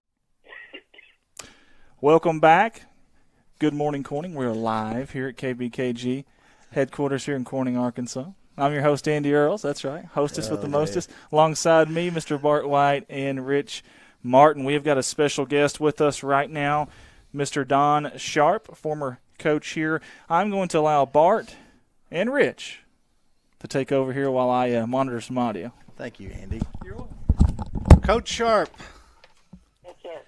you were hired at Corning to start the baseball team, didn't you? Or weren't you? Yes, sir. What year was that? It was 1976. 1976. Wow, I was 3 years old. Yeah. What do you let me see. Who helped you? No one. No one helped you? No. Okay. I was it. He was the skipper. He was the skipper. We were in trouble with just me. No. What do you remember about that first year? Anything outstanding? Excuse me. You know, we didn't have a baseball field, and I interviewed for the job on Sunday afternoon and asked them if they were going to have any intention of starting a baseball program. And I got back to my other school Monday morning and had a phone call from Mr. Stovall. He said that they had talked to some people, the Ladymans, which was, I believe, the Kiwanis Club, and they said they were interested in building the field and they would start the program. So I took the job. The Kiwanis Club built the baseball field behind the school. We had I believe it was the National Guard or Army Reserve, gave them the blueprints. They came in and laid the field out, hauled the field, laid it completely out. We had a bunch of farmers, Freddie Brown, Leonard Darr, Truman Moore brought their heavy equipment in and moved the dirt around and leveled it out. And then Gene Goodman the Kiwanis Club put up the fencing we had. And Coca-Cola gave us a sign, baseball scoreboard, and we were off and running. So you got the ball. You pretty much got the ball rolling on the baseball program then, Coach Sharp. Is that correct? At the high school level. Yes, sir. That was the first year. Is that when was Jerry McDowell on that team that first year? Was he a senior on that team? No. He wasn't. Mike Maple was a catcher, and Kent Lockwood played short, but he wasn't a senior.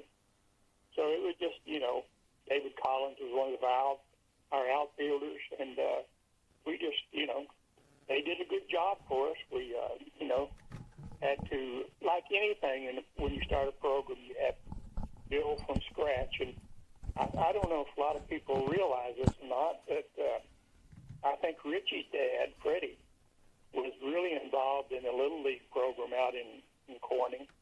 And they had a real good program coming up and did a great job. So we had to, like everything, you have to build a little tradition and kind of get everybody involved and build it up. And then it took us several years. We competed, and finally we won the district and got to go to the state playoff and everything. And then later, after I got out of it, my brother, Coach Jerry Sharp, took the job, and he took Corning to the finals and got beat by Clarkston in the finals. I believe 6-4, and he had a pitcher named Petey Prater. Right. Yeah, he was a sophomore. He was a sophomore because I was a ninth grader. Okay, he's now the head coach in Marion, Arkansas. He is, and he won the state, I believe, Class 5A championship this year. Had a good ball club. Does a good job.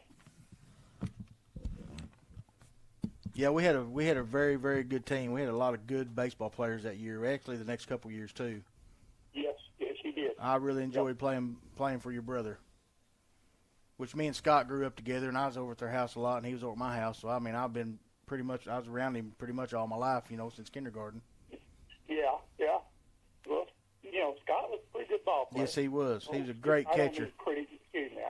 He was a good ball player, and I think he had Bobby Morrow was on that team. Yep, Cody Riggin, Scott Ricker, Gary Heifel. We had some good ones. Had some good ball players. Yes, was Chad Watson? Chad Watson, Shane Smith, Brian Cate, Curtis Schmidt. Yeah. Yep, had some good ones. It was an excellent ball club. Really, really a good ball club, and played good baseball and won some big games. Yeah, John Harmon was on that team. Bobby Shipman, Steve Ladyman. Yep, there were some good ones. Yep. Coach Don Sharp, if you don't mind maybe giving us a little bit of take us back. I know obviously David was your brother, but tell us about your relationship with him. And David's his son. Oh, sorry, I apologize. David was your son. Jerry was his brother. Jerry, okay. I apologize. Okay. Tell us about David. I've heard a lot of great stories about David, and a lot of people seem to really, really like David and enjoying his time here. You talking about my brother Jerry? No, David. David. David, when we moved there in '76, that was our first year. He would be an 8th grader, and we came there from the school that we were at in St. Louis was larger, and we came there, and it took some getting used to. But like that one young man spoke this morning that he came from Cabot to Corning. It's the same. It was the same thing for my son or my family coming. We came from a big area outside of St. Louis to a small community where I'd been raised, and it took a while, but they got into it and really liked it. I think, he did. And then he played junior high football for my brother Jerry. And he played junior high basketball for Coach Bobby Miller. And then I think he ran on the freshman year. At that time, freshmen could play high school athletics. They just couldn't move back down once they went up. And then he went out for track. He wanted to go out for track. And, of course, track's not made for everybody, Sure. You have to want to run track. Wasn't made for me. Speed track. So he came back out for baseball and played second base and played 4 years for me. And then his senior year, we were able to win the district. We beat Highland 2-0 in the final of the district tournament there at Corning. That's awesome. And at that point in time, Highland was undefeated. And we were fortunate to beat them 2-0. But Highland went on and won the state that year. Excellent baseball team. But excuse me, David was a good baseball player. Had a very intelligent into the game.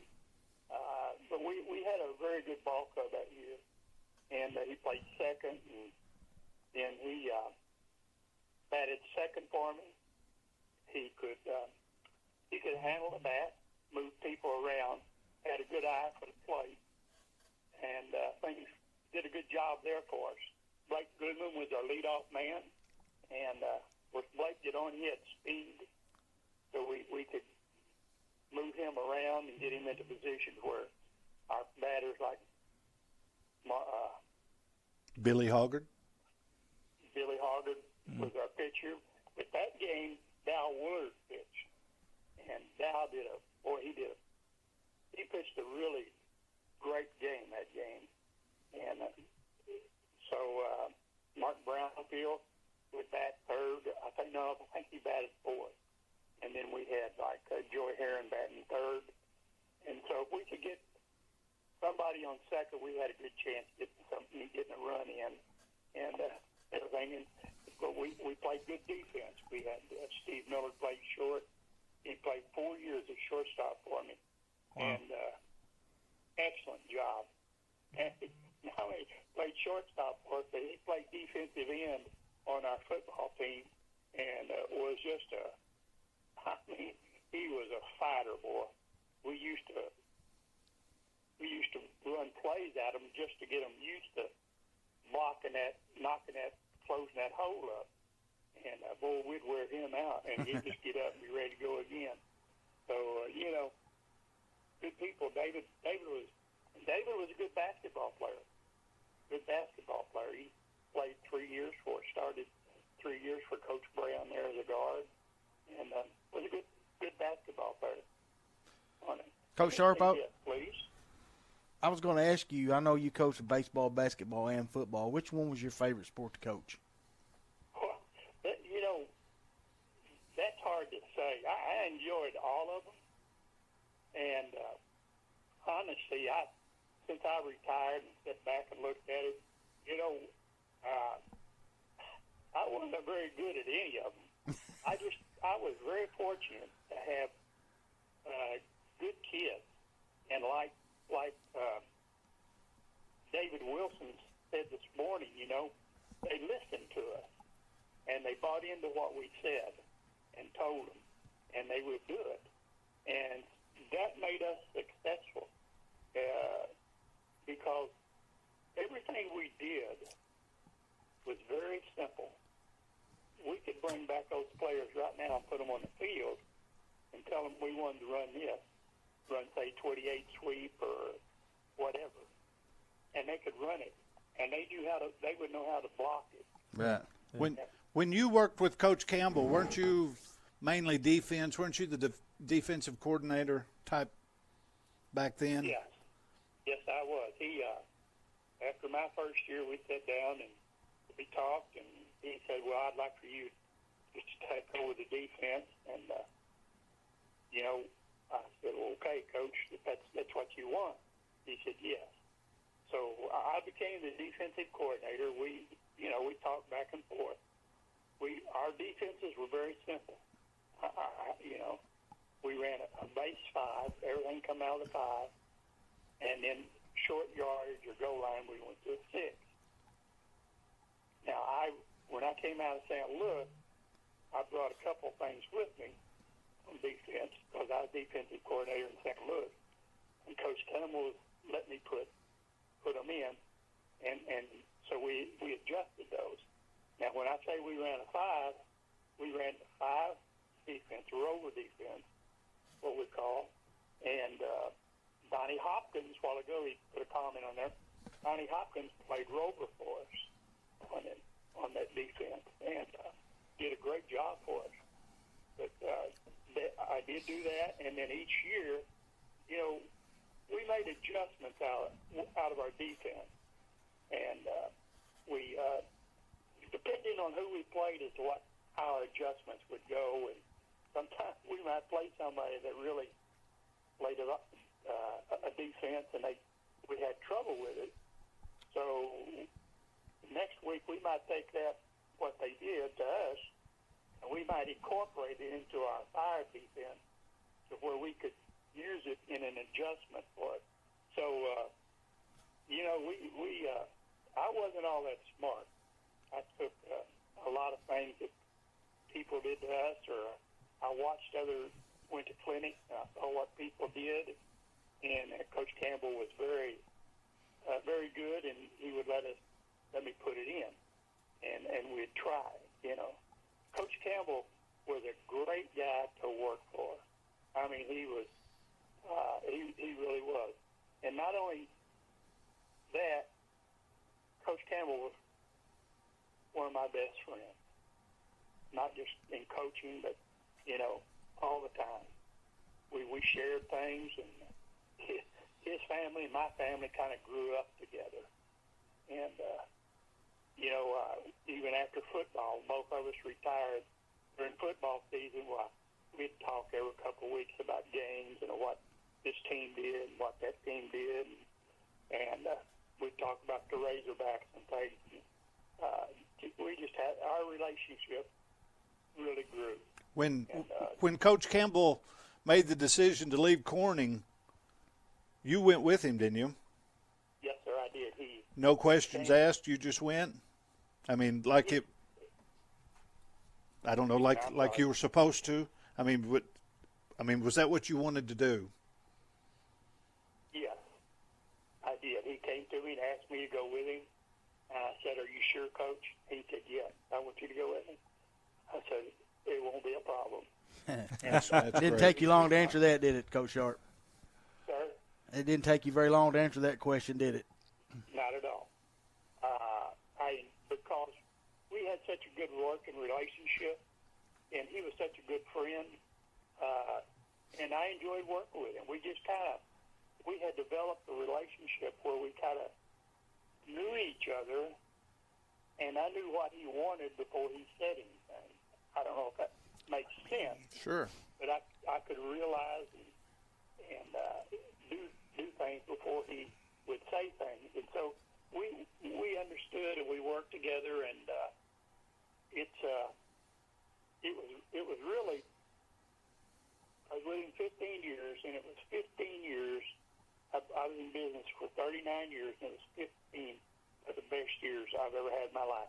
That's and I was great. sitting here listening to David Wilson a while ago, and 10 years I coached in Corning, I will never, ever forget. That's They were awesome. special times for me, for my family. Corning was just a special place, and it still holds a deep place in my heart. Not only, I grew up there through the 6th grade and 8th grade. I went to school there and was there, and then we moved off in my 9th grade year. But Corning was special, and I checked football scores every Saturday morning to see how Corning did. And you know what?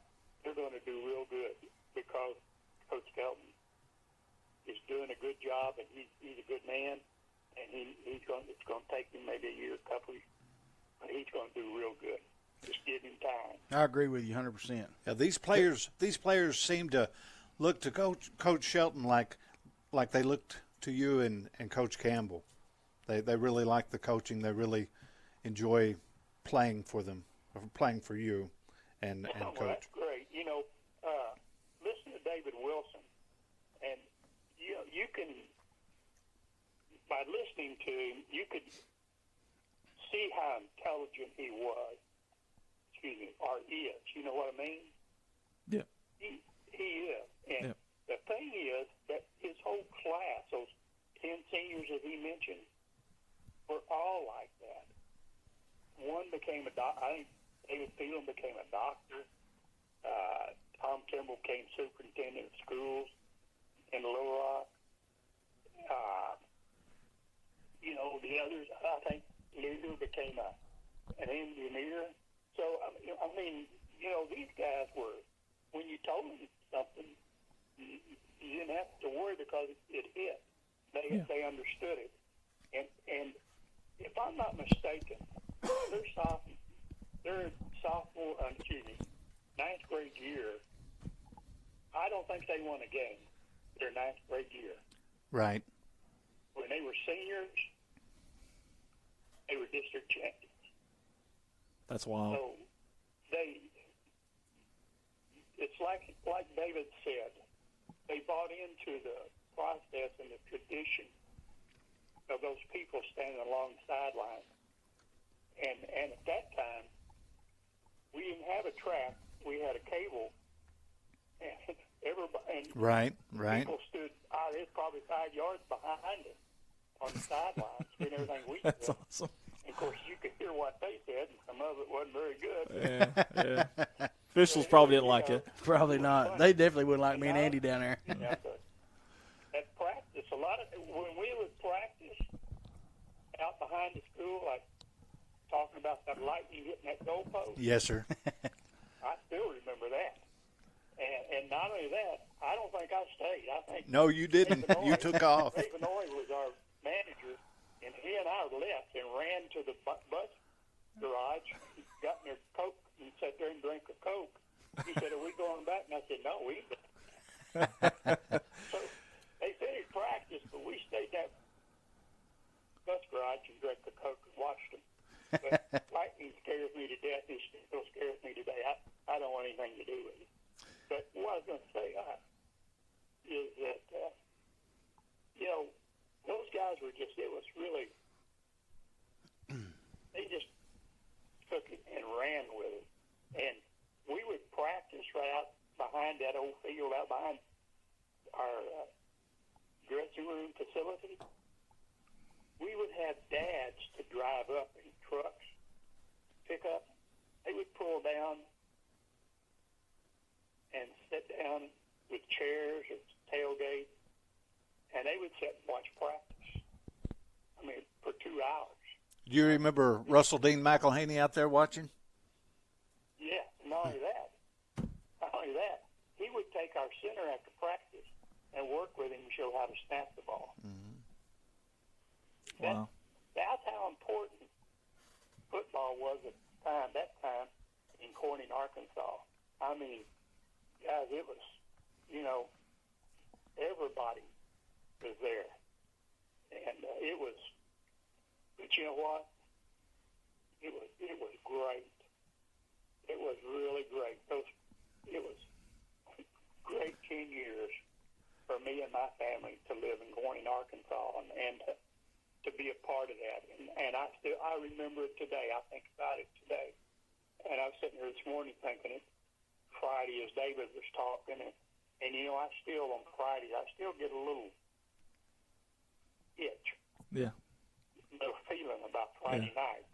And just kind of gets there. And I told my wife, and I think I told my son David, I said, you know what? To this day, I still miss practices with those kids. It was just a time. Corning, Arkansas. Not the town, but and the job you guys doing on this radio program, I watched it this morning, and I listened to Coach Wall and those guys, their interviews. And those people, they tell you, it's special. And boy, I'm just glad I was able to be a part of it. Coach, I want to disagree with you on something you said earlier. You said you weren't a very good coach, a very smart coach. I think a lot of people would disagree because you've had a ton of success at everything that you've done, that everything that you've been a part of, it seemed like has had success. And I'll go on to that here in a minute. But first, I want to ask you, in your Corning years, what was the most memorable moment for you during that time? Oh, man. That's hard to say.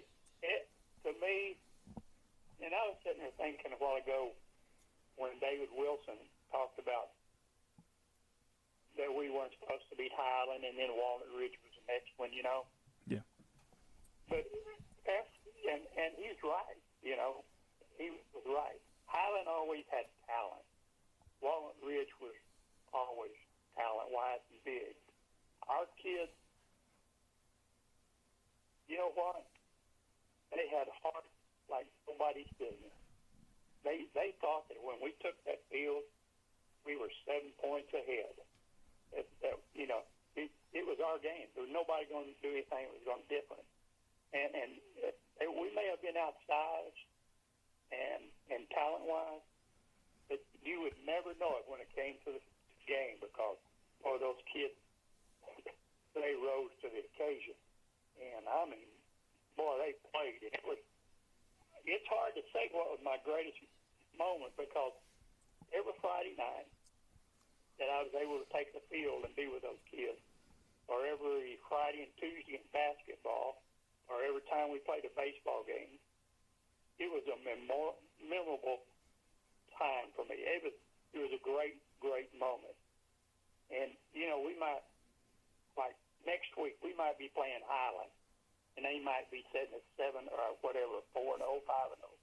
This week we might be playing a team that's not very good, But we would tell our kids, guys, tonight, the game you play tonight is a championship game. You have to play it that way. Amen. Because if you get beat tonight, the game against Highland doesn't mean anything. Bingo. Right. So you have to treat this game just like you're playing Highland. You have to leave everything on the field. You have to give it everything you got, and play hard. Now, saying all that, we might sneak something in that we weren't going to use, but we were going to use it against Highland. So we might work a little bit on Highland. The kids wouldn't know that. But we would give them up for records. So that's a little, what you call it, but we would do that. Yeah.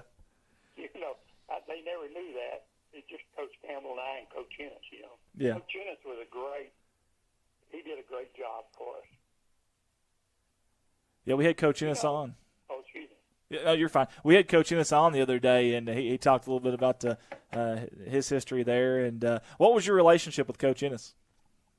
Oh, we were friends. I knew Coach Ennis back in our younger days. He lived out at Success, and I lived in Corning. We just kind of knew each other, but then he came there, and we became good friends. And we coached together, and excuse me, just had a good relationship. Coach Ennis is a great guy. Good for our kids, just really good for our kids, and everything. Richie's dad, Freddie, would play a 15-minute program every morning about music. A mystery tune.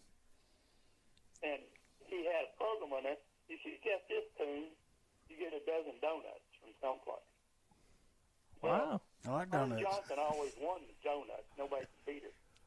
But every Friday morning, he would play Lukenbach, Texas. And that became kind of our theme song. And Coach Ennis, after one night we played Walnut Ridge, and they had us beat with about 3 minutes left. We held them, and we knew we had to block a punt. We blocked the punt. No one in us blocked the punt, picked it up, and ran it in for a touchdown about 50 yards, and we beat Walnut Ridge at Walnut Ridge. Wow. That's awesome. Coach Ennis' comment after the game was, guys, he says, I know why Walnut Ridge can't beat us. We let them say, why, Coach? They don't listen to Lukenbach, Texas. That's funny. That's simple. That's kind of where it was, and I still listen to Lukenbach. That's awesome. It'll have a whole new meaning for me now, too. Every time I hear it, I think of those days of Corning. I think of that comment Coach Ennis made. So it's, we just had special times together, all of it, and it was special. Can I share a story with you? Oh, absolutely. I think I'm running way over here. So. No, you're fine. no. Hey, listen, you're the last person Yeah, you go on the as long list as you want, today. buddy. Nobody's coming behind you here. This stuff is really, really good. So and it's good for us to document this stuff too for the history's sake. So you go right ahead. We had one day in practice. We had a good football. We were good. Yeah, don't get me wrong. And it was a hot afternoon. I mean, it was hot, and everybody was just kind of, just dragging. And we had a guy by the name of Billy Bella. He was not very big. He played defensive tackle. He probably didn't weigh 130 pounds. Billy was one of those kids. Goodness.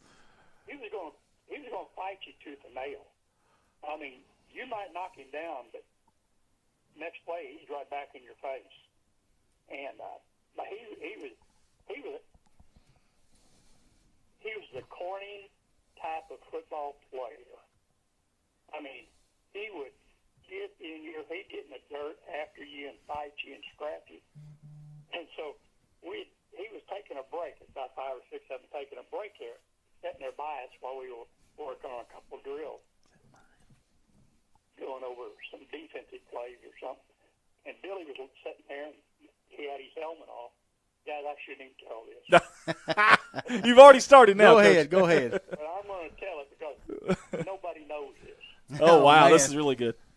But I saw Billy's helmet was laying there, sitting there, and they weren't looking, and I just happened to see a little frog sitting there by that helmet. I reached down and grabbed that frog. I threw it in Billy's helmet. I touched Billy. I said, Billy, get your helmet on and get in there for so-and-so and play defense. Billy threw that helmet on and got in there and started playing defense. And, of course, the play came at him, and they just piled up on him, a big pile on him. And all you could hear was Billy Bella screaming, get off of me, get off of me. Something's in my helmet moving around. Everybody started laughing and everything. Billy took that helmet off, and that frog jumped out. And he said, how in the world did that frog get in? I said, well, I guess it jumped in there while you were sitting there. That's what you get for sitting there with a helmet. Oh, that's awesome. I love that. But you know what? It was something like that broke the tension, got everybody really loose, and got them in a mind and took the heat away from us, where we were comfortable and ready to play. You know? It was little things like that, and the kids adapted to it and enjoyed it, and it was just things. I remember a time when somebody was coaching and lost their teeth. Oh man, was that you? I don't know who that was. Yeah, it was you. It was you. You know, I have false teeth. I had problems with my regular teeth. But anyway, when you yell and you get excited, you know, you lose control of things, of your mouth. You know, so that one night, I think it was a Mark Tree, that I yelled at something. I think it's Chad Edwards out there. He's our nose man. Chad Edwards, I had to get on him. Teeth flew out. My uppers flew out and lit in a mud puddle out there. Oh, and the worst. I just had to. I grabbed them suckers and just stuck them back. Oh man! And so Coach Campbell just looked at me and laughed. He said, "That was something, wasn't it?" I said, "Tackle by Chad." Oh. So we laughed about that for years, and but you know what? I learned to control my emotions. There you go. Hey, it's funny that you were yelling at Chad because he's got false teeth now. Does he really? Yes, sir. Hey, I got a question for you. Did you have any superstitions? Oh, I had a lot of them. Let's hear a few of them. Yeah. Well, you know, I come Friday, you know, game day, I would wear the same clothes. You did wash them. You did wash them, though, right? Sometimes, yeah. I would wear the same clothes. Rich, I don't know if you remember, I had an old light blue nylon windbreaker I wore. It might be 96 degrees, but I had that old windbreaker on. And then I had an old floppy hat I wore. Had Boss Hog on it. Somebody That's awesome. I wore that. I mean, it was ragged. But I wore that to practice. I wore it to a game. And I would wear that old blue jacket. And, you know, there's something you just had superstitions about. And some of it I'm not going to say on the radio. There you go. It was Well, I heard one about you and Coach Brown not letting the players wash their uniforms while you were on the winning streak in baseball, and I heard that some of the bus rides were kind of. That's true. We wouldn't, and it was in basketball, Chris, when we got our first year, and You sweat a lot, basketball. We're in the district finals or tournament at Salem, and we won, and we kept winning, and we kept winning. Don't wash those uniforms, guys. Don't touch them. So we finally beat Rector in the finals, and they could wash them. They probably fell apart. It was yeah. Let me say something. when I was at Corning, I've been in the business 39 years, and I've been around a lot of good coaches and a lot of good people, you know. But at Corning, Arkansas, we had one of the best coaching staffs all the way around that I've ever been a part of. With Coach Campbell, of course, Coach Brown in basketball, Coach Doyle Hicks in girls basketball, then Coach Ennis was there, my brother Jerry, and Coach Miller on the junior high level. Guys, we had a good staff. And then when we incorporated, Coach Brown got out, and we brought in Coach Mike Smith, and my brother moved up, you know. They were not just good coaches. They were good people. And they weren't just for one program. They were, you know, I'd look up out at baseball, and they might all be sitting in the stands for me, rooting for us. And they would, you know, so it was just a community. Somebody this morning mentioned a bond of brotherhood. And that's the way it was with the coaches, you know, and with Miss Cooper, with the cheerleaders. You know, I listened to those cheerleaders this morning. There was ladies. You know, people forget what a great job they do. You know, they don't get a lot of credit, but, boy, they work hard. They give up time. And it's really, really appreciated by everybody, or it should be. You know, I appreciate them a lot. So it's, you know, it's really something. And David said something this morning, that kids that are in athletics, they gain something special from it that they can't get in the classroom. You know, I don't know what they wear now, but our 10 years at Corning, we wore a shirt and tie every Friday. And then we wore it to the ball game. And then they didn't have to wear a tie home and take it with it. Shirt. And it's like David said, or I think Richie said it. Yep. Richie said it. We rode the bus together. We came home together on the bus. There was no exceptions. Unless somebody was hurt and, you know, couldn't ride the bus or something. But everybody rode, don't ask. You know, we're riding the bus home. So it's like Richie said, everybody rode the bus down there and everybody rode it back. Coach, I know you're extremely humble, and you may not, number one, you may not remember, but then number two, even if you do, you might even want to list it all. But can you tell us and maybe recap, because when you were there, everything you touched, it seemed like you were very successful. Can you kind of recap all the success that you had back at Corning? Well, excuse me. You know, you have to understand that in football, a lot of that, you know, we were there 10 years. We won 7 district championships out of 10. That's awesome. And that was when you went to the state, you had to win the district to get in the state. I mean, they didn't have 4 or 5 teams going to the state out of the district, you know, like they do now. You had to be a district champion until finally, years later, they gave you one wild card out of every 3 or 4 districts. And it had to be the best record out of ever how many teams. So we were district champions 7 out of 10 years. And our kids, you know, you can say I had a lot of success, but boy, you have to look at those kids, at the success they had and the success that they gave us.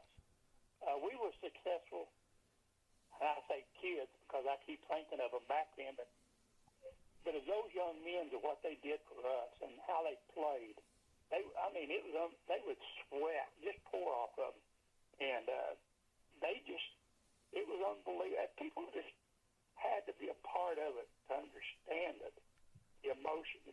Not just football, but, you know, we were successful in basketball because of Coach Albert Brown. Man, after our first year, he did the same thing that Coach Campbell did. He gave me the job of being in charge of defense on the basketball program. and he took the offense and things. So again, we had such a great relationship that it was just, again, it was enjoyable. And Coach Brown and I hunted together.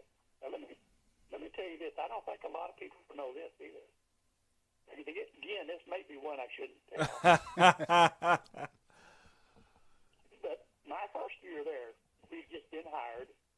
Football was over, and we were getting ready to go play our first basketball game with him head coach, me as an assistant at Greene County Tech. Well, David Collins took us duck hunting that day. For some reason we weren't in school or something. He took us duck hunting. I believe it was someplace it was out on Black River. I know that.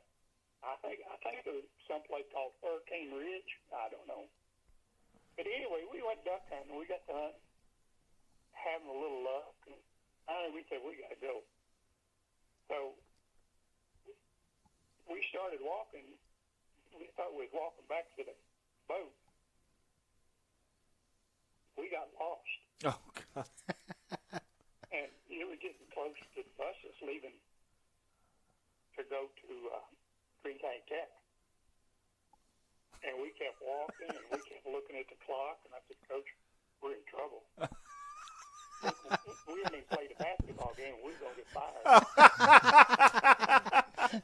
And, this is the Ox Creek. We happened to walk out on the river, and David had found the boat and was coming up river. Wow. And we just happened to walk out at the time he came by. We got in the boat, got back to town. The bus had already left. Coach Miller had taken the boys on over there. But we showed up in time for the game. Wow. But, some people weren't real happy with that.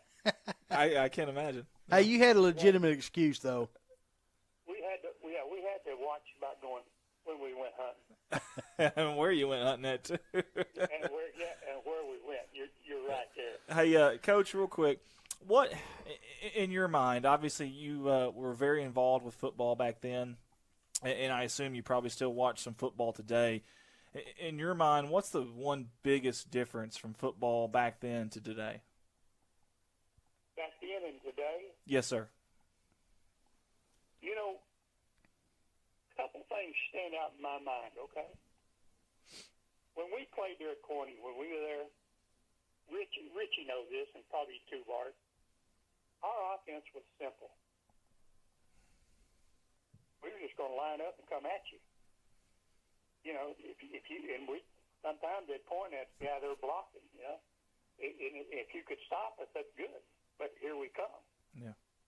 If we pass, we might throw 4 passes a game, and those passes are about 10 yards.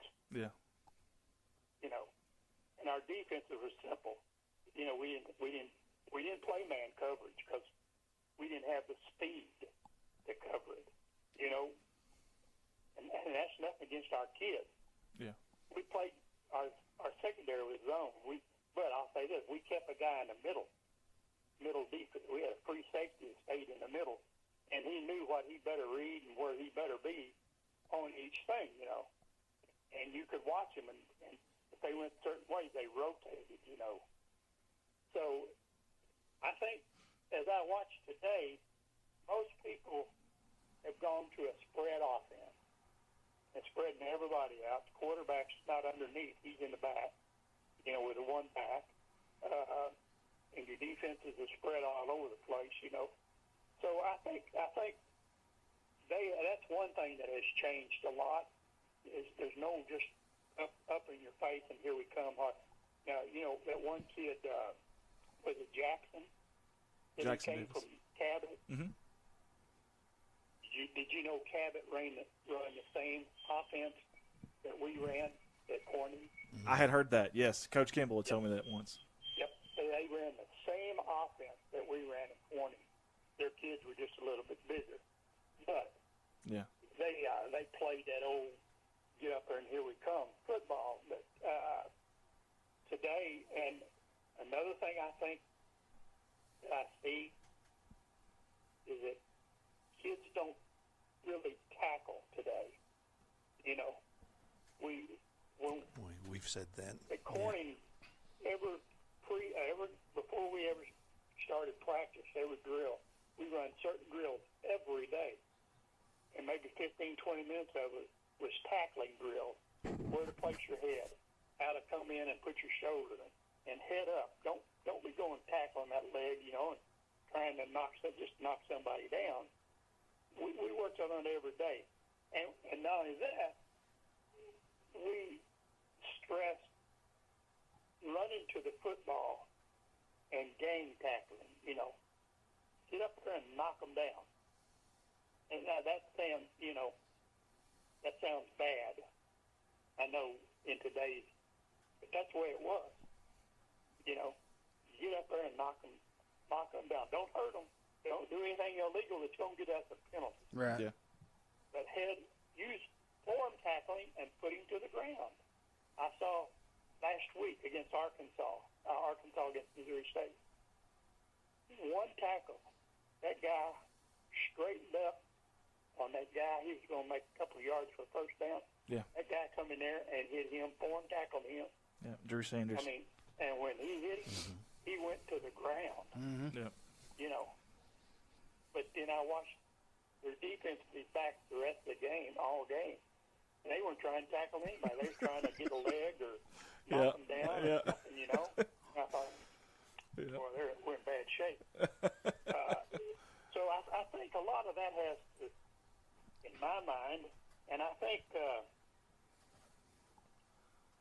it's just, I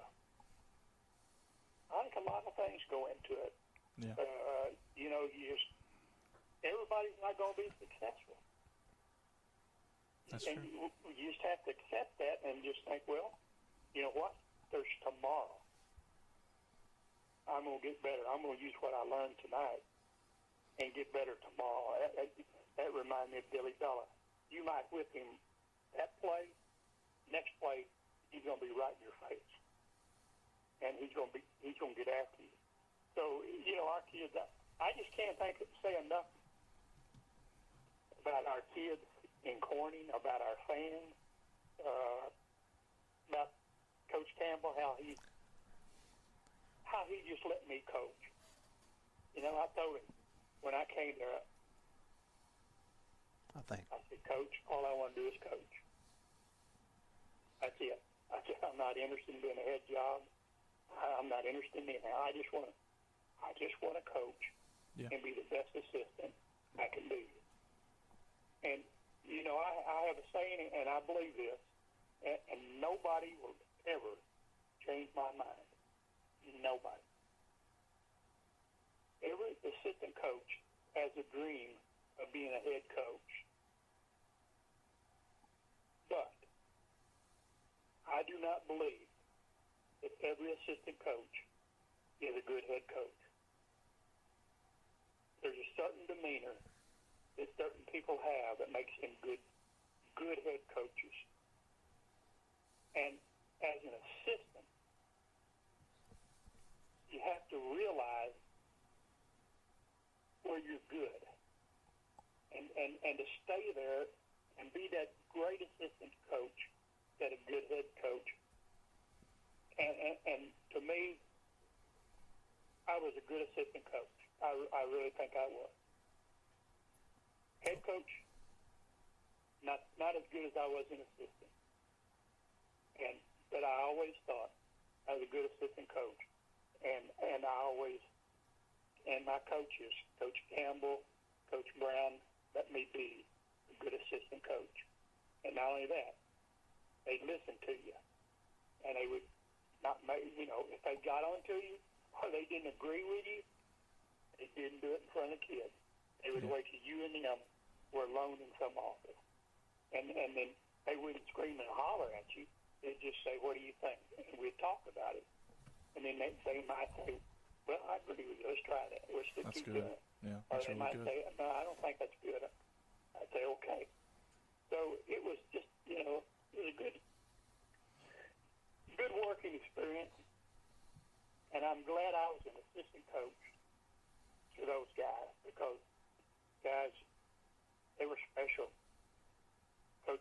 was a special head coach. You know, he was a good head coach there. Coach Mark Smith, Coach Mike Smith, all were special. They were good head coaches. And I think Coach Skelton falls into that mode, and he's going to be, I've never met the guy. But I've read some things, and I know where he came from in St. Louis, at Eureka, and out in that area. And I've checked it. Eureka has one of the best football programs in that area now, and I keep up with them. So, you know, Corning's going to be good because everybody's working together, and you guys are doing a great job of promoting Corning, and that's important. And I really appreciate you guys because I watch your program and listen to it all the time, and it means so much for me to be able to be a part of your program, and that you had so you had found time for me to be a part of it. It really means a lot to be remembered and everything, and I really appreciate that. You mean a lot to us, Coach. Yes. Yep. Are you going to tune in tonight and watch us play Osceola, Coach? I'm going to try. Sometimes I have problems. I have problems trying to, stay awake. Get my streaming work. I got you. And so when I can, I do, and when I can't, it's not because I don't want to. It's because I have trouble. Right. So guys, I really appreciate everything you've done for me. And let me say this: that everybody in Corning, I will never forget my time in Corning, ever. And let me say this again. Guys, I know I'm taking too much time. No, you're fine. Not. You take all the time you want. Promise you're not. I graduated in 1958 from Rittner High School in St. Louis. My class in Corning, Arkansas, in 1958 had they had several, but they had two really good football players that don't get a lot of recognition, I guess you'd say. One of them was Coach Wall's brother, Louis. He was one of the first Walls to play. Louis was a lineman. And let me tell you, Louis was tough. I know because we used to play sandlot ball down on Courthouse Square. And it was one of those you just lined up and played. Whoever got the ball, you tackled, And then there was another one a guy by the name of Jimmy Talkins. We called him Little Goose. Little Goose. His brother was Big Goose, but Jimmy was Little Goose. Little Goose, Big Goose. I like it. Those two guys got football scholarships the same year to play for Washita University. And do you know or realize who was their graduate assistant down there? What years was this again? I don't know. 59, 60. 59, 60. Something like that. No, I sure don't. I don't have a clue. Coach Walls didn't even know it. But anyway, it was a guy by the name of Larry Lacewell. Larry Lacewell, yeah. Was their graduate assistant, and he worked with them down there. He would hide out and catch them when they'd sneak out and go someplace and come back. Dude could tell me about Lacewell underneath the stairs and caught them when they tried to sneak in. But they were two good football players in that 58 group that really, that were really good. And I mean, they were hard-nosed and tough. Yeah, Coach Walls mentioned Louis that when we had him for the interview a few weeks ago. He was good, I'm telling you. But they were good guys too. Yep. Coach, I got to tell you, or Boss Hog, as I'm going to start calling you, as the hat that you had back then. I gotta say thank you. You thanked us for getting with you, but had we not, the entire community would have shunned us because they all have nothing but great comments about you. And I know the era that you were around here, it seemed like was just an amazing one to have lived through, and you lived through it, and you were a big part of it. So I want to say thank you for all the time, the effort, everything that you put into not only the city of Corning but at Bobcat Athletics. We really, really do appreciate you. And I hope you know that, and we sure appreciate you for coming on today. Well, you don't know how much I appreciate you having me on there. It was really good, and like I said, I'll never forget my time in Corning and all the people that had influences, helped me and helped my kids and my family. You know, it was special, and it always will be. Everything there. So, guys, you guys do a great job, and I appreciate you. Thank you. Thank you very much. Richie, I know. Richie, wasn't at one time, didn't you have a Volkswagen van? Nah, there's probably another Richie. I don't know. No, that was me, Coach. You know it was. It was. Did you have a Volkswagen van? Yes, sir. I thought you did. And I think David and I rode in the parade, 4th of July parade, with you and opened that side door and threw candy out to the people. Yeah. Well, didn't we I know that was you. Yes, sir. I thought it was. What fun we had, you know? Yes, sir. Y'all let Richie drive? Hey, That that's was his van. Oh, okay. So yeah. Coach. I have to admit, I called David, or I talked to David, and I talked to Chris Campbell and told him I was going to be doing this. Chris Campbell's the one who brought up the false teeth thing flying out, and David was the one that brought up the superstition about not washing the uniforms and stuff. So I just have to give them credit because or throw him under the bus. yeah. I'd have to get on to those two guys. That's right. That's right. Yeah. It was, guys, this has been great fun. I could sit here and talk for hours, but I know you guys are busy and Nah, we're fine. Corning's tired of hearing me. No, they're not. They'll never be tired of hearing you. Matter of fact, there may be a day we get you back on again. Who knows? But because you've got a lot of knowledge there, a lot of insight, and you tell it. You tell the story good too. And well, Friday's my day off, so I don't have to work. There we go. I've got plenty of time. I work on the golf course. Awesome. Okay. Once a week. Okay. Coach Sharp, I know you remember this, but I was smaller back in the day, but I spent a lot of weekends around you, softball tournaments and stuff when you played with my dad and Coach Sharp, Uncle Leonard, and the Burns boys and all them guys. I actually was looking for it on my phone. I've got a picture of y'all when y'all played for Hearts, and you and my dad and Rick Witcher and a bunch of those guys were in that picture. No, I couldn't find it. Okay. We were a little younger then. Yeah, I was a lot younger. I was only about 10 years old. I looked at that. I got that same picture. I happened to see it the other day. Yeah. I was a lot younger. Yeah, you were. I was looking for it before we got you on, but I couldn't find it. Yeah. We had good times there, too. Yeah, we did. A lot of good times. Yeah. I don't know if folks at home will be able to see this or not, but we're going to try anyways. Coach, before we get you off, here's a couple of pictures. There may be a glare. I don't know. I may not even be doing this right. There's an old picture right there, and you probably can't see this live on your end, but we've got a picture right there of the coaching staff back in the day. And I've got another picture here I want to go over real quick. There's a headshot of Coach Don Sharp right there. That's the way I remember him right there. Right there, yeah. Hang on, we got some more here. And this is the picture. This is a really good one here. This is Coach Ennis, Coach Campbell, and Coach Sharp all in one photo here, which is really, really cool. I think that was in the newspaper. I'll tell you what, I like Coach Campbell's haircut. Very similar to yours, Bart.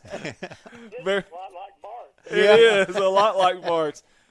And there's a hat. I don't know what hat you have on there, Coach. It ain't the one. It ain't the boss. Yeah, it's got the cursive C on it. Now, what is now who is this right here we have? Oh, Lord. Yeah, I don't know who that is. Is that Rich? Is that Rich? That's a skinny No wonder guy. you drove a Volkswagen van. Hey, that was a lot. That's 100 pounds ago. And we got another one here, Coach Sharp, of you, Tim Forrest, Gary Gilby, and Doug Lockwood all in the same photo.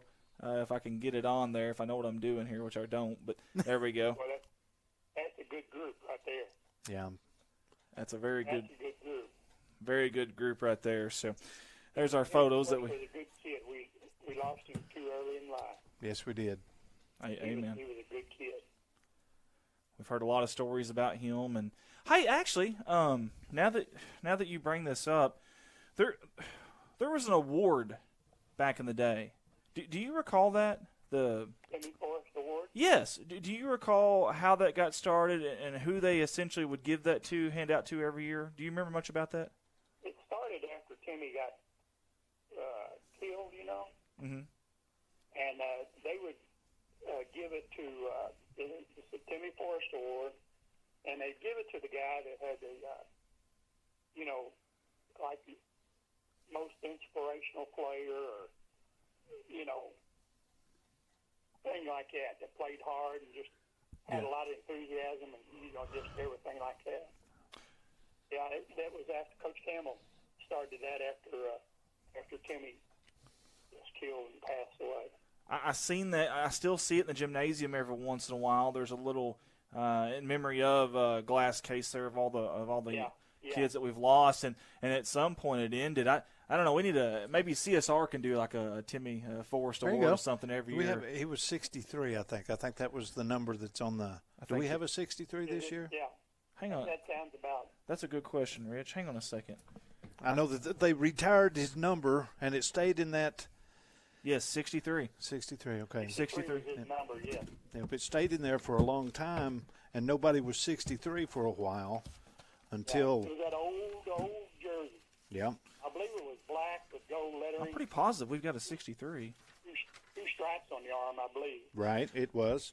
Rich, we do have a 63. I'm glad you said that. Peyton Cartwright, is a sophomore, and he's already got 8 tackles on the year as a sophomore, and he's wearing number 63. So if any of y'all talk to Peyton a lot, tell him kind of the story about that number right there and why that's important, because Rich, I'm glad you brought that up. And thank you, Coach Don, for mentioning that too. Absolutely. He's got 8 tackles. That sounds like Timmy Forrest. It does. There we go. Does. Timmy was a little bulldog, wasn't he? He was. He was. I got one story now. I'm done. Okay. Hey, you tell all the stories you want, Coach Sharp. We were practicing one day, and they were on defense. Kim Kimbrell was our quarterback, and the offense, the line spacing was too wide. But you got to learn. Sure.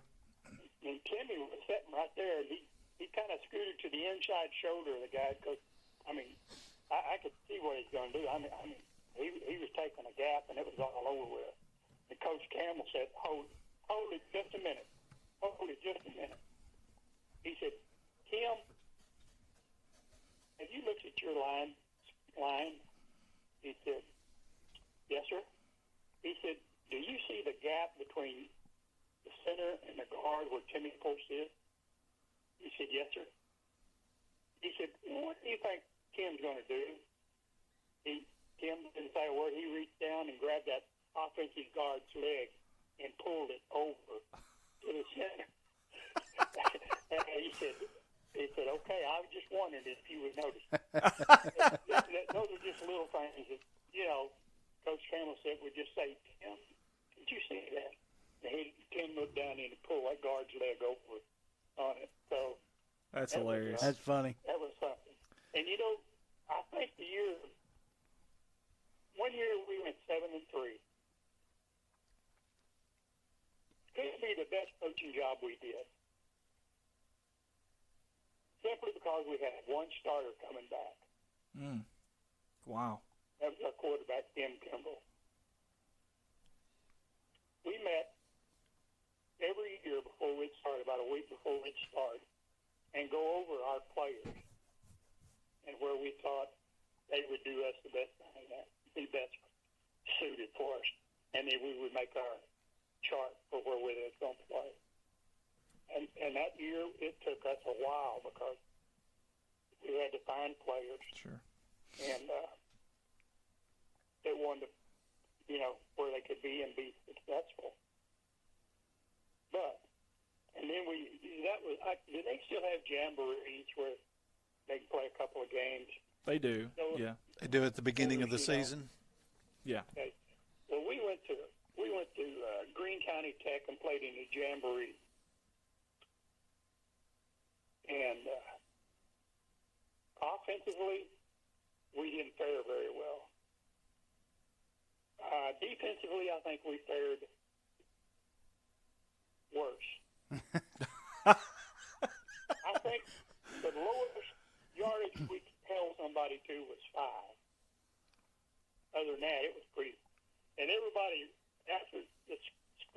everybody's walking out, we would be behind somebody and they'd say, well, I hope we can play Corning twice this year. They're not very good. Oh, man. That's funny. Because Campbell and I talked about that. But what that helped us do was see some places where we needed to change some people. Sure. I had Billy Haynes playing linebacker. We got home. I moved Billy Haynes to a defensive end and found another linebacker. That's Donnie interesting. Hopkins, we put him as a rover. Now, Donnie Hopkins wasn't very fast, but he could play that rover, and he was smart in playing that rover. He's not that fast anymore, Coach. I was fixing to say. Yeah. I know, I've seen him. But and then we had another guy. I said, man, this guy's going to make us a linebacker. And we played him there and at practices, and I thought, well, this kid, he can't play linebacker. I said, finally I went to Coach Campbell, and I said, we got to move this kid. I said, Coach, he can't play linebacker. He said, well, where do you think we ought to move him? I said, he's left-handed. He's strong. He's feet good quick. Let's move him to left defensive tackle. He said, okay. That was Jim Sears. Jim Sears, I remember him. Yep. Jim Sears went on with all district. Wow. That was a good move, Coach. You know, it just shows you sometimes how smart we think we really are. Isn't he the one that threw up in his helmet one time? He and Mark Brownfield did that. I remember Mark Sears did Brownfield it. throw up all the time. It's when the pizza place was right there where First National is. Yeah, Mark Brownfield threw up in that triple overtime game against BB down there on overtime. He had called timeout because he threw up on the field. He didn't come out, stayed right in and played. I heard he was tough. Oh, Mark Brownfield. He was tough. He was really tough, and he caught baseball for me, and he was an excellent baseball catcher. But yeah, you could take all those kids and just go one by one and just. Mark Brownfield, Joey Herron. Joey Herron, yeah. And you know, one thing about moving to Corning, I got to coach my son. David, yeah. In basketball and baseball. And that was one of the greatest experiences of my coaching career, to coach my son. And the thing about it is, we never took it home. We never talked about it at home. Never talked about it if you did bad or if you did good. We just didn't share it. I tried to keep it out of the house and keep it where it belonged at school and on the field. That's good. But we had, it was just a great experience for me to be able to be a part of his high school career and everything. And I appreciate that. Well, Coach, we appreciate you. It's been an absolute honor, privilege to be able to have you on our show today. You don't know the honor that it's been. The honor has been all up here in my house for me to be able to talk to you guys and reminisce and just share. Hey, I got one more question for you, Coach Sharp. You said you work on a golf I course. got an answer. Do you play a lot of golf? Excuse me. You know, I used to play quite. I'd work.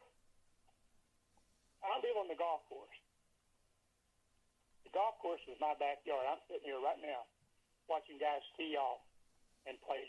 I can see 7 holes at one time. Wow. Wow, that's awesome. That's my backyard. Man. At first, I drive my golf cart to work 2 minutes.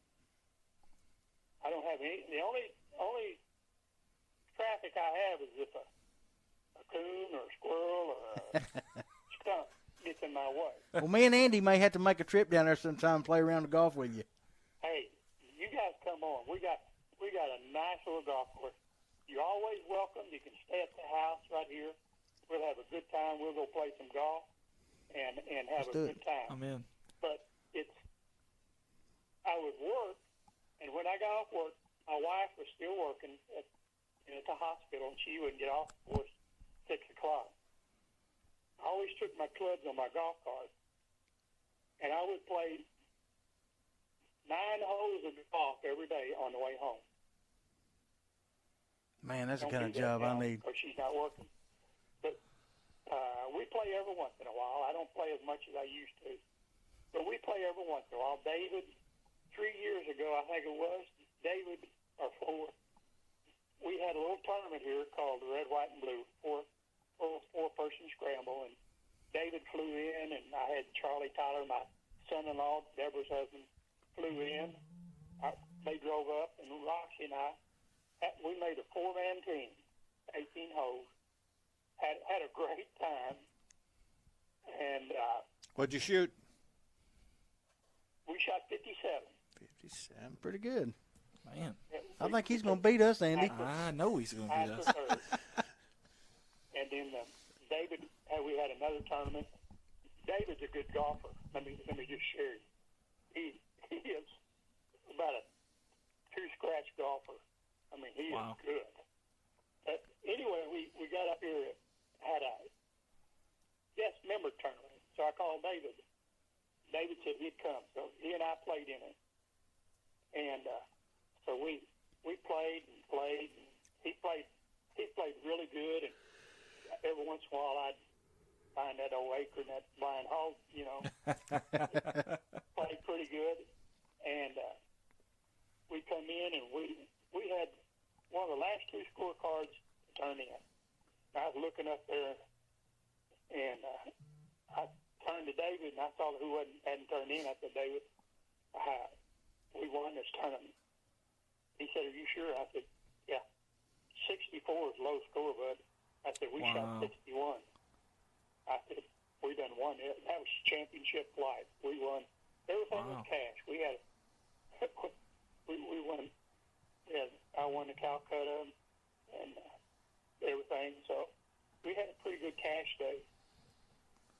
Well, it was, it's just, guys, life has been so good to me, it's hard to believe. And it every day is just a blessing. And It's really been a blessing today to be able to talk with you guys about memories of Corning, Arkansas that I'll never forget. Thank you very much. Thank you. Coach Sharp. Coach, thank you. We appreciate you being on. And your secret's out now. You can no longer hustle people in golf. You're pretty darn good at it, evidently. So. No, not me. My son. Hey, we'll have to have him bring David in and be one of our partners. That's right. That's right. Make us look a little bit better. Coach Sharp, I ride his coattail. But, guys, anytime you need somebody as a guest and you need somebody, just call. Absolutely. I enjoy it very much. Well, Coach, we appreciate Thank you for the memories, guys. Absolutely. Don Corning, thank you. Thank you, Coach. Thank you, Coach Sharp. You have a good day, Coach. You too. Thank you again. That was Coach Sharp there, Don Sharp, on our phone interview here, our last interview of the day. Guys, we're going to go to commercial break real quick. We'll come back. We'll wrap it up here on episode number 4 of Good Morning Corning. Red Taylor Ford, your family-owned and operated hometown dealer right here in Corning for over 45 years now. Any of your automotive needs, go by and see them, whether it's sales, maybe new or used, or parts or service. They've got you taken care of. You can see them Monday through Friday, 7 a.m. to 5 p.m., or Saturday, 7 to noon. A lot of friendly faces there, like David and Brent Taylor, Jim Clifton. Or you can call those fine folks at 870-857-3516. Find them on Facebook. Find them online, www.redtailorford.com. Proud sponsors of KBKG More Music 93.5 FM and of the Corning Bobcats.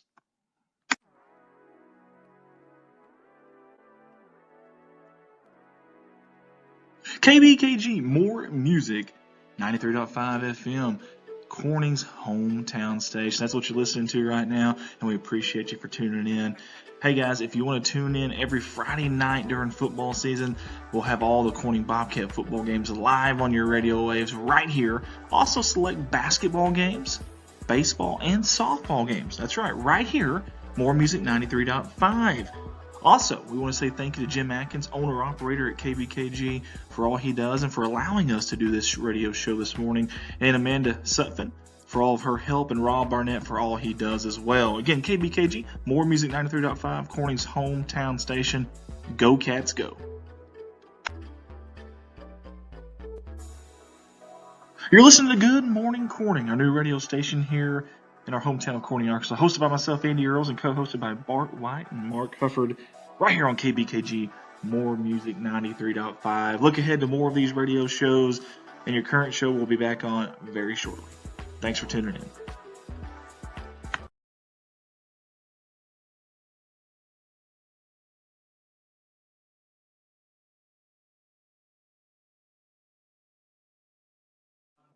Red Taylor Ford, your family-owned and operated hometown dealer right here in Corning for over 45 years now. Any of your automotive needs, go by and see them, whether it's sales, maybe new or used, or parts or service. They've got you taken care of. You can see them Monday through Friday, 7 a.m. to 5 p.m., or Saturday, 7 to noon. A lot of friendly faces there, like David and Brent Taylor, Jim Clifton, or you can call those fine folks at 877.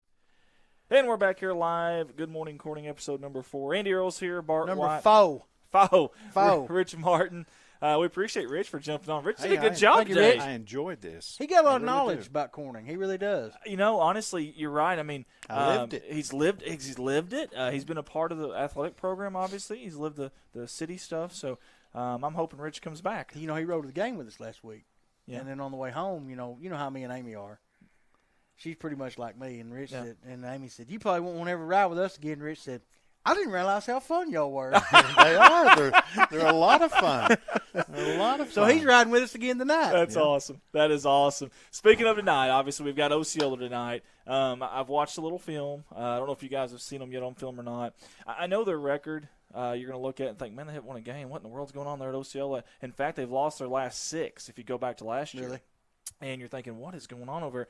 But I promise you, they've got the athletes. I mean, they played 2 really good 4A schools, almost won those games. Blyville shut them out. But played Gosling, played them really good. And they played Newport really close, too. And, of course, we all know Newport. How do they compare to the EPC team? I think EPC has – okay. To me, EPC's number 1, 2, and 3 receivers aren't – if you stack them up with Osceola and you say Osceola's 1 versus EPC's 1, Osceola's 2 versus – I think Osceola is better in depth. Really? I really do. The number 11, the Argo kid for EPC, really good. But if you put Osceola's number 1 and 2, I think they're just as good. Then I think 3, 4, and 5 are definitely better. Running back-wise, I don't know that we'll see a better running back than we saw last week. That kid was a stud. No. I'm being serious. Like I've done enough. You know, Walnut Ridge got a good one. You know, I know Osceola's back's good. Don't get me wrong. I mean, he has the part, but I think the big difference from last week to this week is I don't know that Osceola's line is better than EPC. That's strange because Osceola, a very good 3A school, EPC, a 2A school. I think EPC's line and running back is better than – Really? It sounds silly, but I really do. I'm saying their running back's better is not silly. Well, maybe not because Gaines was an absolute stud. I will say that. Something else I will say, too, obviously, again, the tough schedule, so they've had a rough start. You know, when you deal with all that, there's a lot of adversity. But for them – and if they're coach, if I'm Coach Jamie Carter, hey, guys, it's a new season. We're 0-0. This is conference now. And I promise you, their coaching staff's going to go into it, and that's what they're going to tell them. And they're going to have a new attitude. It's a home game. And heck, it may even be homecoming. I don't know. I haven't checked. But so I think they're going to have a new attitude. I think they're going to come out fired up. I really do. I think the battle in the trenches tonight, if we can win that battle more times than not, I think we can do this. Now, if that battle in the trenches favors them, I think Osceola is going to win this thing, and I really do. But if we can hold our own there for 4 quarters, not for a quarter and a half, right, or for 3, whatever, it's got to be for full quarters to have a shot at it. Some just tidbits about them. They have, it's crazy, but they've had 4 blocked punts this year against them. If we can get them in a 3-and-out real quick, send the house. If I'm coach, right. I'm sending the kitchen sink. Kind of strange. They've scored 4 defensive touchdowns, so the offense is kind of struggled. Well, 3 defensive touchdowns and a kick return. So the offense has kind of struggled. Didn't score anything against Blyville. Again, playing some much better competition. Their junior high last night looked good. They did. They really did. Lots of talent. Lots of talent there, obviously.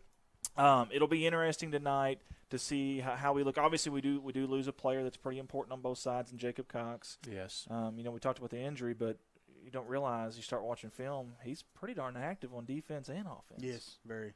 Lots of tackles. Well, I've said it before, and you have too. We got some good sophomores. We really do. Very good sophomore We class. really do. And this senior class has really done a great job of welcoming Yes. them, open arms.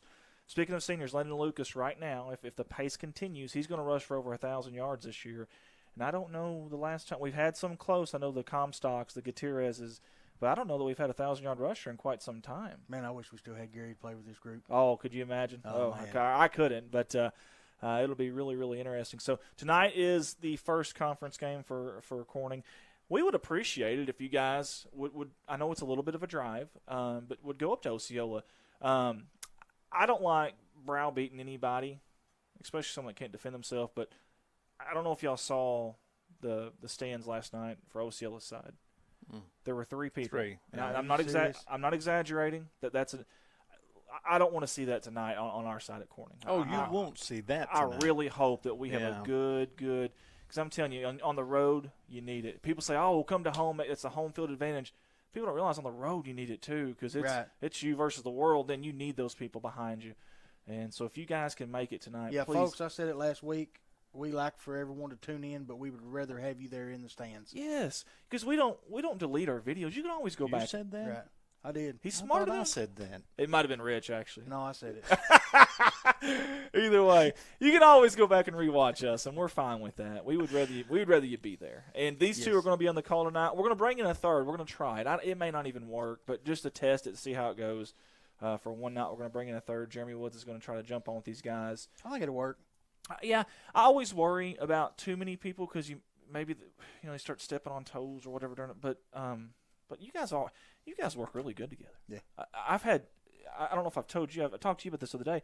I've had people call me and get a hold of me about you guys, and they liked it. They really liked how y'all sound. They like how y'all work. Y'all jive. We have a good time, and You we have a work good off time. of each other. Yes, Or yes. we feed off of each other. Yes, so I like it. I'd love to have you guys in a lifetime contract. I know I can't. You already got me. I have to get y'all's signature for You leave, already but- got me. Well, I appreciate that. I really do. I know obviously Rich does the PA at home, so And I'm going to be like Coach Sharp. If you leave and go to another town, just gonna follow me. I'm going to follow you. I'm still going to live in Corning, but I'm still going to come to whatever you're doing. Oh goodness, I'll have to remember that when we do our Van Buren, Alton, Summersville, Twin River stuff in Missouri there.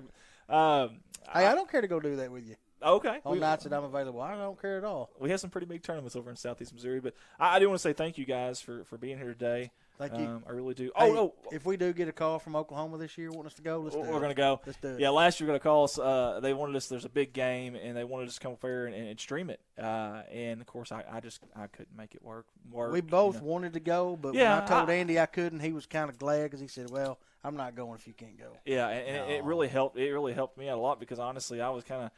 It was so cool for someone so far away. Dude, that would have been fun. To call us. Mm-hmm. We've had Carbondale, Illinois. We've turned them down many times. They've tried to get us to come over. There's some place there in Western. Let's do one, man. Kentucky. If they call us after season. If they do, we do have a bye week at some point. We've had people call us. We may just call them back this time just to see. I don't know. We may hit the road one night for something. Yeah. But I was going to get off there, but I forgot. We want to talk a little about Razorbacks. What was y'all's thoughts on Saturday's game? I want to hear y'all's thoughts. Man, I actually went to the ASU Memphis game. Okay. And so you didn't get to watch it live? I was watching it live on my phone. Okay. And then we left early and went to Huey's, and I was watching on my phone. Well, I looked over, and there's about a table full of about 10 Memphis fans hooping and hollering for the Razorbacks. That's awesome. We was all watching it from my That's phone. awesome. That's awesome. What was y'all's takeaway from that game Saturday? I think Sam Pittman was outcoached. Okay. I really do. I mean, that's just my take on it. Well, they got a good coach. I mean, there's no. Oh, yeah, they've got a good coach. And a lot of people I see criticize Arkansas for starting out. Missouri State ain't no slouch. No. By no means. They had a great team. They really did. But did we take it for granted? Yes. Yeah. And we always play teams like that. That's how we play. We always start out slow when we play teams like that. So I think this week, we're going to beat Texas A&M. I hope you're right. I really do. I think we will. I'll say this real quick. You mentioned I think both of y'all's points are valid. I really do. I think you said probably whether the coaches did, whether the players did, maybe it's a mix, but I think some of them took it for granted. And you're right. And to your point, Missouri State's top 5 in FCS, and every year an FCS team, I mean, we see it every year. North Dakota State's one of them always, but someone always upsets somebody. And, of course, Petrino, I'm sure, had since that game had been scheduled, he's yeah. had it circled, he's had it highlighted. Yeah. So I'm sure he had a little extra juice for that. Oh, I one. guarantee he did. And a great coach, and they got a great program. Don't get me wrong. Right now, since he's been there, some of my takeaways from it was the offense. Actually, if you look at numbers, man, they were great. But there was a couple of very uncharacteristic things of turning the ball over, drop passes that we don't normally see. And a couple of untimely penalties, and I know that's usually Coach Pittman's teams. You don't see any of that. So I think if those things hadn't happened, I think that kind of compounded it, made it a little worse. And something else I noticed, I don't know if you guys noticed or not, there was not one play that I saw for the offense for Arkansas that was designed to go outside of the tackles. Did y'all? I didn't see one play. No. That's interesting. I think they were saving everything. You didn't see Hornsby, Malik Hornsby. Didn't see him. I think they're saving a lot of that stuff for these next few games. I really do. I'll be at the Bama game. That'll be a fun one, yes, especially if they win Saturday. That'll be huge, huge, huge. Another thing on the defensive side, you've seen Drew Sanders and Bumper Poole, two guys that they're two of the best in the country. But you've seen in the first half, I bet there was 5, 6, 7 missed tackles combined between those two. Mm-hmm. You may not ever see that the rest of the year. Right. That's very rare, but that quarterback was so shifty, and it happened. It happened. So some uncharacteristic things there, but at the end of the day, hey, they got the win. Oh, what was y'all's 2 big plays at the end was awesome. What were y'all thoughts on the 4th and 9 run? Do y'all remember the 4th and 9 that we had? I probably didn't see that. Okay. I will say this. Kendall Brown's teams have done that in the past. Last year at Arkansas, we had a 4th and 5. They ran it, got it. Had a 3rd and 7. Several times they've ran it and got it. So maybe he thinks they're in a cover 3, cover 2. Maybe he thinks it's going to surprise them. The problem I had with it, and you can ask my wife, because as soon as it happened, I seen it. They had Hudson Henry in there. The first time he's been in the game all night long. Everyone knows he is the blocking tight end. That's what he's there for. Trey Knox, great, used to be a receiver, good hands, but blocking tight end. And they have him as an up back. That was pretty obvious to me. And I'm like, I even told my wife, I said, oh, my God, they're going to run the football. And she said, no, they're not, because she's starting to learn football too. And son of a gun. But that was the problem with that. Maybe he thought it a little bit as a coach, overanalyzed it, but he's done that before, and it's worked. Mm-hmm. I just think that whole thing here, you got the tight end, you finally bring him in, who's a big run-blocking tight end, you have him as an up back. It's kind of obvious, I thought, but either way, obviously the offense did good. Didn't matter. A win is a win is a win right now. Right. And they got a big one this week. What do you guys think for tomorrow? Do you think they have a good chance of winning this thing? Do you think they do win it? I think so. I think they will. Texas if you'll notice in the past, when we play a team like Missouri State and we play crappy, the next week they come out. They play up to the competition. Yes, sir. Well, if you're Coach Pitt, maybe you're licking your chops because maybe that's the best thing that could have happened. Right. Maybe that's you can wake them up and they'll listen a little better. Hey, Texas A&M defense. I know everyone talks about them getting upset by Appalachian State, but their defense is solid. I think their average is giving up 7 points a game right now. That's impressive because they played Miami, and of course Appalachian State, very good offense. But that's my one worry there. I'm gonna say Pittman probably run them a lot. I'd say you're right. Not guaranteed. I'd say they're going to be ready. I'd say they're definitely going to be ready. Do you guys have any closing statements? Anything at all you want to add? I want to thank you. Yep. I enjoyed it. Go Bobcats tonight. Absolutely. Yep. Go Cats. Well, I enjoyed you guys being a part of this. We'll be there live and in color. That's right, by gollies, we will. Yeah. You guys will be taking over the headsets. I'll be behind the scenes. You won't see this beautiful face. You gonna be up in there with us though? I will. Okay. They've got they actually got a press box for the I was in there. I was in there a couple years ago. Yeah, we did do that game. Okay, yeah. So we've got room. Do they have air? They did. They did. Now, hopefully it won't even matter tonight. We won't need it tonight. Right. Hopefully not. Yeah, hopefully it doesn't warm up here this afternoon. But, they'll have plenty of room. So. I don't know. We get me and Jeremy and Rich in there. We a lot of hot air. Yeah, that's a good point. That's a good point. Hey, I'm looking forward to it, man. I am too. I can't wait. Me and Jeremy, we've been friends since we were big enough to ride bicycles. So that's awesome. Long time. That's awesome. Well, I know he's helped us out with the home game last time. Yeah, he enjoys it too. He's kind of psyched about tonight, I think. Well, good. Well, listen, guys, tonight you can see that on Facebook, on YouTube, CSR, 7 o'clock. We'll go live about 6:30 from Osceola. For Rich Martin, for Bart White, I'm Andy Earls. You've been watching Good Morning Corning. We'll see you guys again. 2 weeks. We won't be here next Friday. We'll be back in 2 weeks. Are you guys both good for that? Yeah. Sure. Okay. It'll be Friday morning, same time, everything. Okay. We'll be back 2 weeks from now. In fact, we'll have 2 shows back-to-back. Then we'll have a week off, and then I think we'll be back again. So it's going – right now it's been going to every away game, and then the Rice Bowl, essentially. And then basketball, we've got to figure out the schedule. We'll get with Jim and all that. But thank you, Jim Atkins, as well, for allowing us to use your station, the airwave time, the ad time, all that stuff that we're allowed to do this. So Thank you, Jim. Amanda Sutphin, who works here as well, Rob, and Cindy Barnett. Rob Barnett's about as genuine of a guy as you're going to find. He's a good one. So thanks, Rob. He'll be here tonight working the radio station's live stream off our live stream. So we appreciate Rob. So, all right, Folks, guys. if you can't join us online, join us at the game in Osceola tonight. Please do so. God bless everybody. We'll see you later.